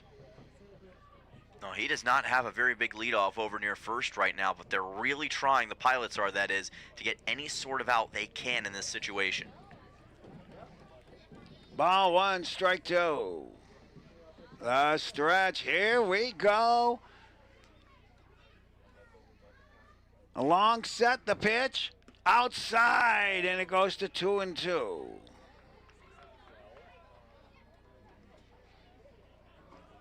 Boy, what an exhausting battle between Parch and Musil right now. Well, you have to understand that half the energy you expend in baseball is mental. Right. Ball two, strike two.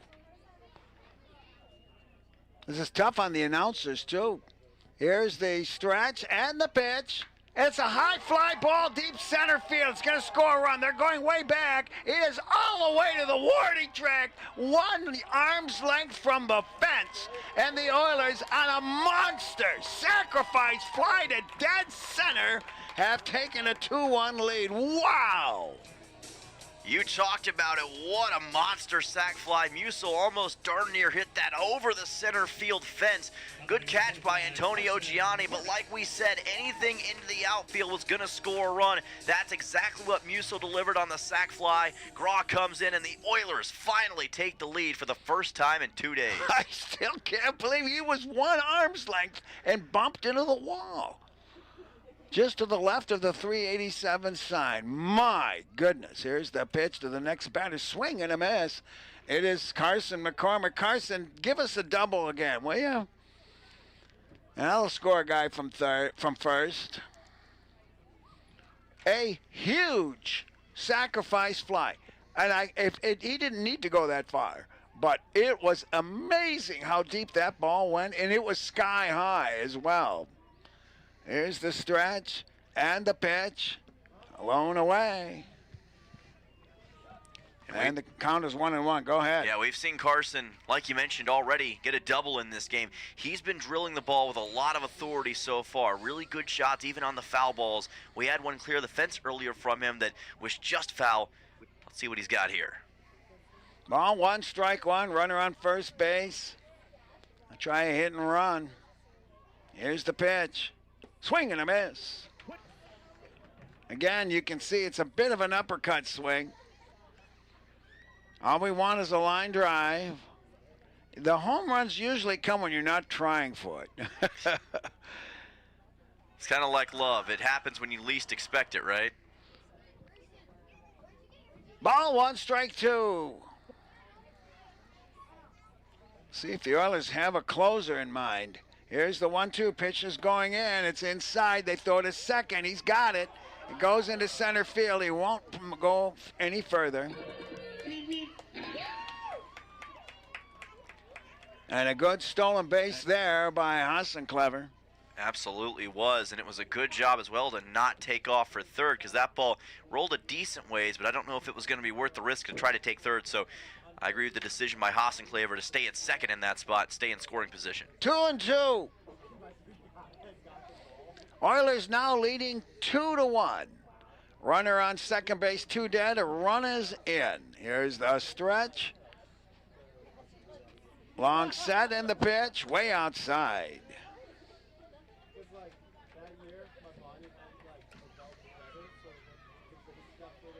We have seen a lot of deep shots here today. Just one went over the fence, but there's been a lot of close calls for both teams. Ball, what have you got for the count? Is it 3-2. 3-2, all right. Ball 3, strike 2. Here's the pitch. Fouled off his foot. Ouch. A hot foot there. And the count remains at 3-2. The Oilers got a run in the 6th and now a run in the 8th. The Pilots got a run in the 1st, and that was it. But they've got 3 more outs to go here. Ball 3, strike 2. Carson McCormick hanging tough. Here's the pitch by Parch. Fly ball. It's going to be a lot of hang time to right field. It's deep, but they've got it. And that will retire the side. A good at-bat by McCormick ends the Oilers here in the 8th. Let's go to the 9th with the score. The Oilers 2 and the Pilots 1. This is Oilers Baseball on KSRM Radio 92.5. Everyone knows the struggle. The DMV keeps bankers hours while they're stuck at work. That's where AK Express rolls in to save the day and handle the service.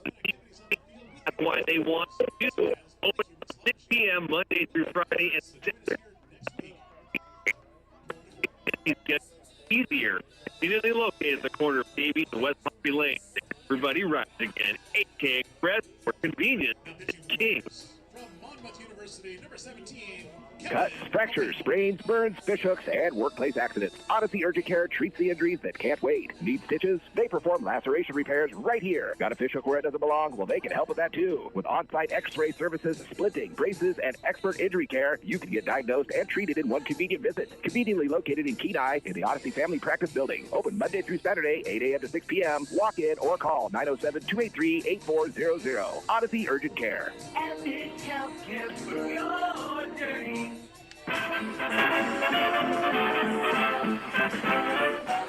Benny Goodman's goody as the Oilers take the lead, but they got 3 outs to go. DeMaio's line, I think he went 4 innings, gave up no runs, 3 hits. He had a scrape almost every inning, and he struck out 1 and walked 1. That's what I've got. And that's what I would have as well. And new pitcher on the mound for the Oilers here is Kevin O'Pannell. I'll take you through the top half of the 9th inning. Taking a look at the Three Bears Alaska scoreboard, 2-1, Oilers on top. And coming up after the end of the game, stick around for the Peninsula Community Health Services post-game show, where we'll have hopefully a couple interviews getting ready for you. But Kevin O'Pannell now on the bump for the Oilers. Already has 1 appearance this season for Peninsula and did a great job in his 1 appearance in game number 1.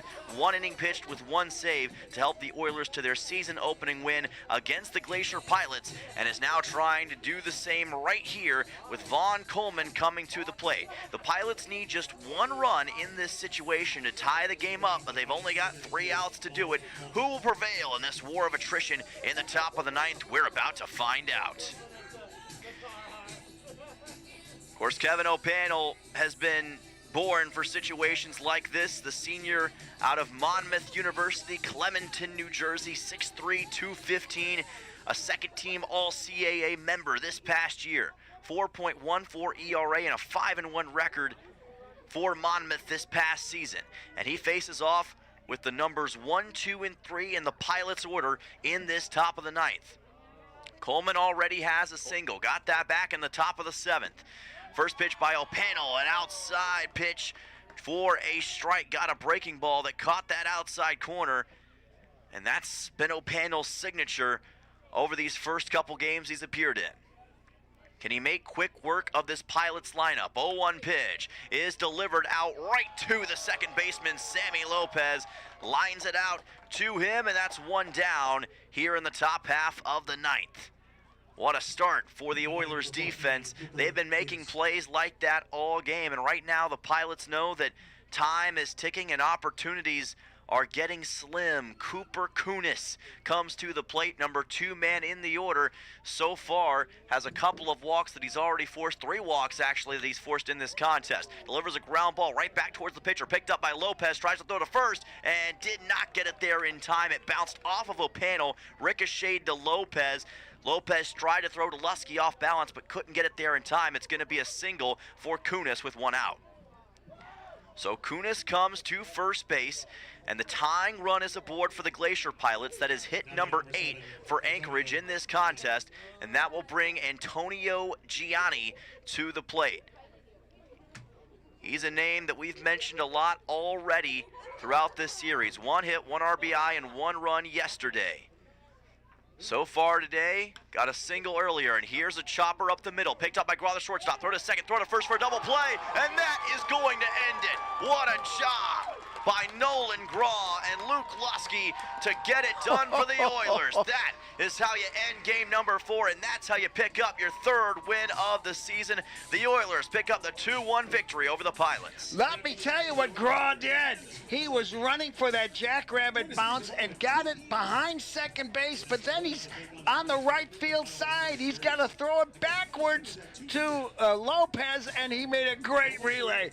That was artistry. That was truly artistry, and what an exciting way to end this one out for the Peninsula Oilers. They clawed their way back. They did everything they had to do late. They got that final run thanks to Owen Musil and thanks to a tremendous pitching performance by the 3 pitchers today, O'Panel, DeMeo, and Prendez. The Oilers move to 3-1 on the season and do so in dramatic fashion. What a win for Peninsula, and what a way to end out a Saturday night here in Kenai. All right, it's time for the post-game show brought to you by the Peninsula Community Health Services. PCHS supports your health, offering medical, dental, eye care, and behavioral health services. Visit them online at pchsak.org or schedule an appointment today at 262-3119. We'll be back with a post-game show. This is KSRM. Your health matters every day, not just when you're sick. At Peninsula Community Health Services, we're here to keep you well with personalized primary care and preventative services for the whole family. From checkups and screenings to managing ongoing conditions, our caring team is ready to help you stay ahead of your health. Don't wait. Take the first step toward feeling your best today. Call PCHS at 907-262-3119 or online at pchsak.org. Peninsula Community Health Services. Healthcare for all. When trying to find a dentist, it can be challenging, and Ridgeway Family Dentistry knows this. Ridgeway is a new state-of-the-art facility offering you pain-free dentistry and is family-friendly. Even if you don't have time to have multiple appointments, Ridgeway Family Dentistry can complete all your treatment in one easy visit. Ridgeway Family Dentistry, they know how important it is to have a smile and know how that can change your life. For your next dental appointment, call Ridgeway Family Dentistry at 262-8404.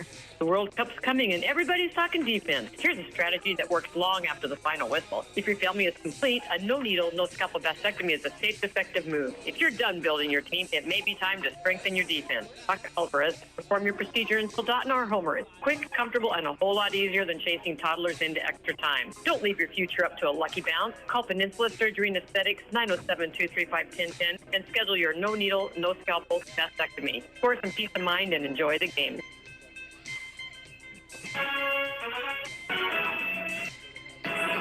Brought to you by the Community Health Service. Farm agent Rich Hancock with today's recaps and on-field interviews. Let's return to the field on KSRM. And we're having technical difficulties, probably with some cell phone garble here. But the Oilers 2-1 victors over the Glacier Pilots. The Oilers 2 runs, 6 hits, no errors, and 7 men left on base. And the Glacier Pilots 1 run, 8 hits, no errors, and 11 men left on base. And the Oilers lived on the edge of disaster almost constantly in this game as they went through 3 pitchers. Kian Prendez went 4 innings, gave up only 1 run, 4 hits. He struck out 4, he walked 4, and he hit 2 batters.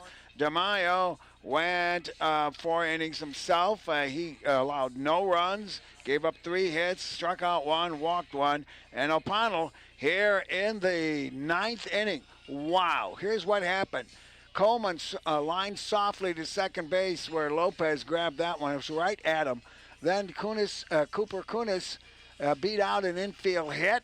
And then the extraordinarily dangerous Antonio Gianni hit into a 6-4-3 double play. And I'm telling you, that was a body contortion type of play as the shortstop Graw fielded that ball, ran behind second base on his way into right field, but was able to make the flip to Lopez at second, and he made a bullet and doubled up Gianni for a 6-4-3 double play. Wow. The big blow for the Oilers, Brooks Hasenclever with his second home run in as many days. He tied the game 1-1 with a monster shot to right center field.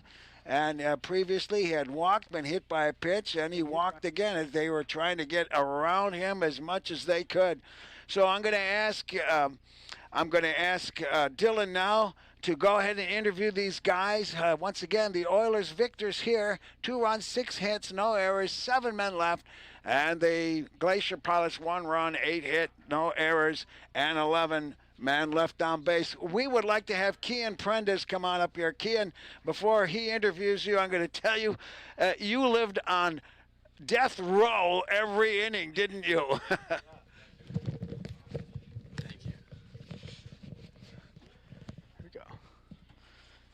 Yeah, what a game there, Kian, and what a spectacular victory for you guys. You're getting your first start today as a member of the Oilers, 4 solid innings, just 1 run given up.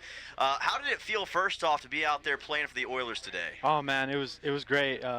It's been about a month since I've been on the field, and it was great to be back out there and pitching, doing what I love. So. Yeah, always a rewarding feeling to get back out there playing the game of baseball.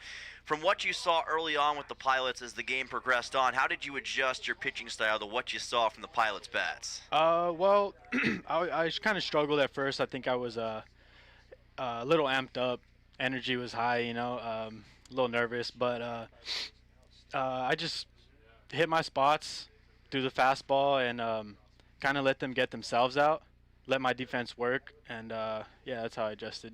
Yeah, I think we saw that with the way the game played out towards the middle part when you were able to make those adjustments and do a pretty good job of shutting them down. And last question for you, how rewarding is it playing here in the Alaska Baseball League, and what do you think of the competition so far? Oh, man, it's great. It's a great opportunity. I already thank the coaches, and it's good. It's good to be out here and play against some other collegiate baseball players. Well, certainly a great start for you here in Kenai. Looking forward to more. Congratulations, Kian. Thank you. All right, we're going to have Killian Nemeo next up for the Oilers, who came in out of the bullpen later on in the game and delivered 4 solid innings of his own. Man, Killian, you guys were in a heck of a dogfight all the way through, and a large part of you guys being able to stay in was your pitching down the stretch. Talk a little bit about how you were able to go out there and perform against the Pilots. No, yeah, I felt confident out there. Slider was moving good. Fastball had some good run. But, I really just trusted Isaac, our catcher. He did some really good pitch callings. I didn't shake him off once. He just called every ball he needed to in each count, and it worked. So got ahead in counts. Got guys, weak contact. It's always good. So. Yeah, certainly saw that play out for you today. And, you've already played the Pilots once this season back in the first game. Between now and then, what have you learned about Anchorage, and how did you apply that today in this contest? Yeah, first game, you got the first game jitters. I was a little nervous out there first game. Came in this game a lot more confident. I'd already had a good outing the first time, so I was confident going against the same hitters. They're good hitters, but, yeah, I trusted it. My teammate, obviously, from Johnson, he caught me all season, so I really just trusted Isaac out there and, believed in his pitch calling, and that's what got me through. Well, way to represent Tennessee here today. A couple of volunteer state boys right here in Kenai. Well, congratulations, Killian, and good luck on the rest of the season. I don't know about volunteers. Go Dogs. All right. We're going to have Brooks Hasenclever come on, and Bob will do the interview with him. Thank you, Dylan. And Brooks Hasenclever, 2 homers, 2 games. We're not used to this here. And when you launched that, I knew it was a goner, unlike last night's game. All right, because that was more of like a line fly, and I never thought it was going to clear the fence. Tell us about that at-bat. Well, I saw them put another lefty in, and they've been throwing lefties at us all week with all their starters, and the way they've pitched me, it's just been slider, slider, slider. So I went up there, and I was like, if it's not 2 strikes, I'm just going to wait for a slider and elevate. And in BP today, the wind's blowing straight out. I was like, this might be my one chance to get something in the air and let it leave. And I got the pitch I wanted exactly. And well, with both games, bottom of the 6th with 1-0 score, and you knotted it up, so that's clutch hitting. I also wanted to ask you about your final at-bat, because I figured they were going to throw you 4 balls and pitch around you, but they worked you to a 3-2 count. I was surprised about that. Yes, sir. I mean, they had a runner on third, 1 out, and I mean, I've had some good success this week already, and I would have thought they would have walked me and get themselves a chance for double play, but kind of surprised me when they threw me a strike, and I probably should have been more aggressive on it, but it's all right. Well, all right, it's very good. You also had a stolen base out of that one, too. So, Brooks, congratulations to you and the Oilers. You've now won this series. You're 3-1 on the season. Last night's game, well, forget about it. That's the way baseball is. You lose 10-1, the next night you come back and win 2-1. So. Absolutely. All right, congratulations. Thank you, sir. All right, and we'll be back with our final thoughts after this. This is Oilers Baseball and the postgame show. This is Oilers Baseball and the postgame show, brought to you by Peninsula Community Health Services. We'll be back in 1 minute on KSRM.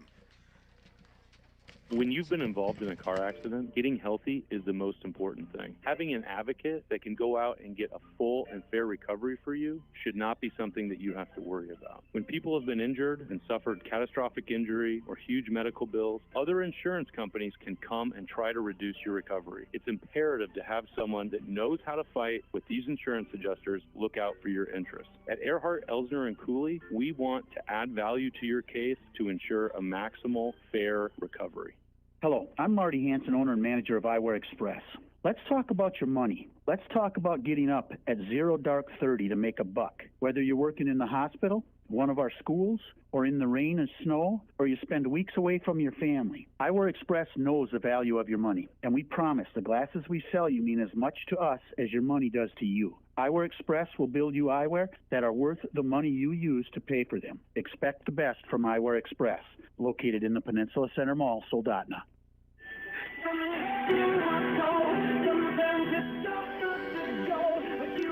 Bob Bird and Dylan Simmons back here as the Oilers are 2-1 victors. Quite a bit of difference from last night's 10-1 loss. Winning pitcher was DeMaio. The loser was Dixon. And your final thoughts, Dylan? Yeah, man, what an incredible game for the Oilers.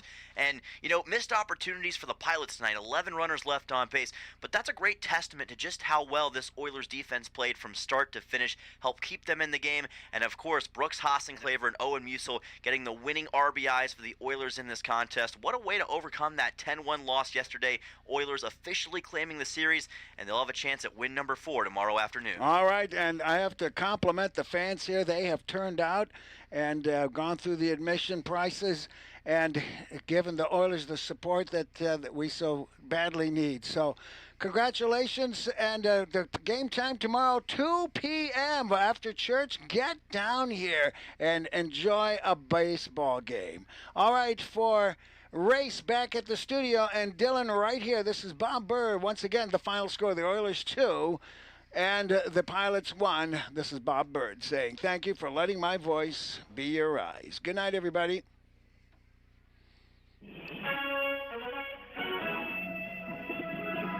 You've been listening. Peace out. Great, well done. Well done, Race. 920 a.m. Thanks. At RadioKenai.com.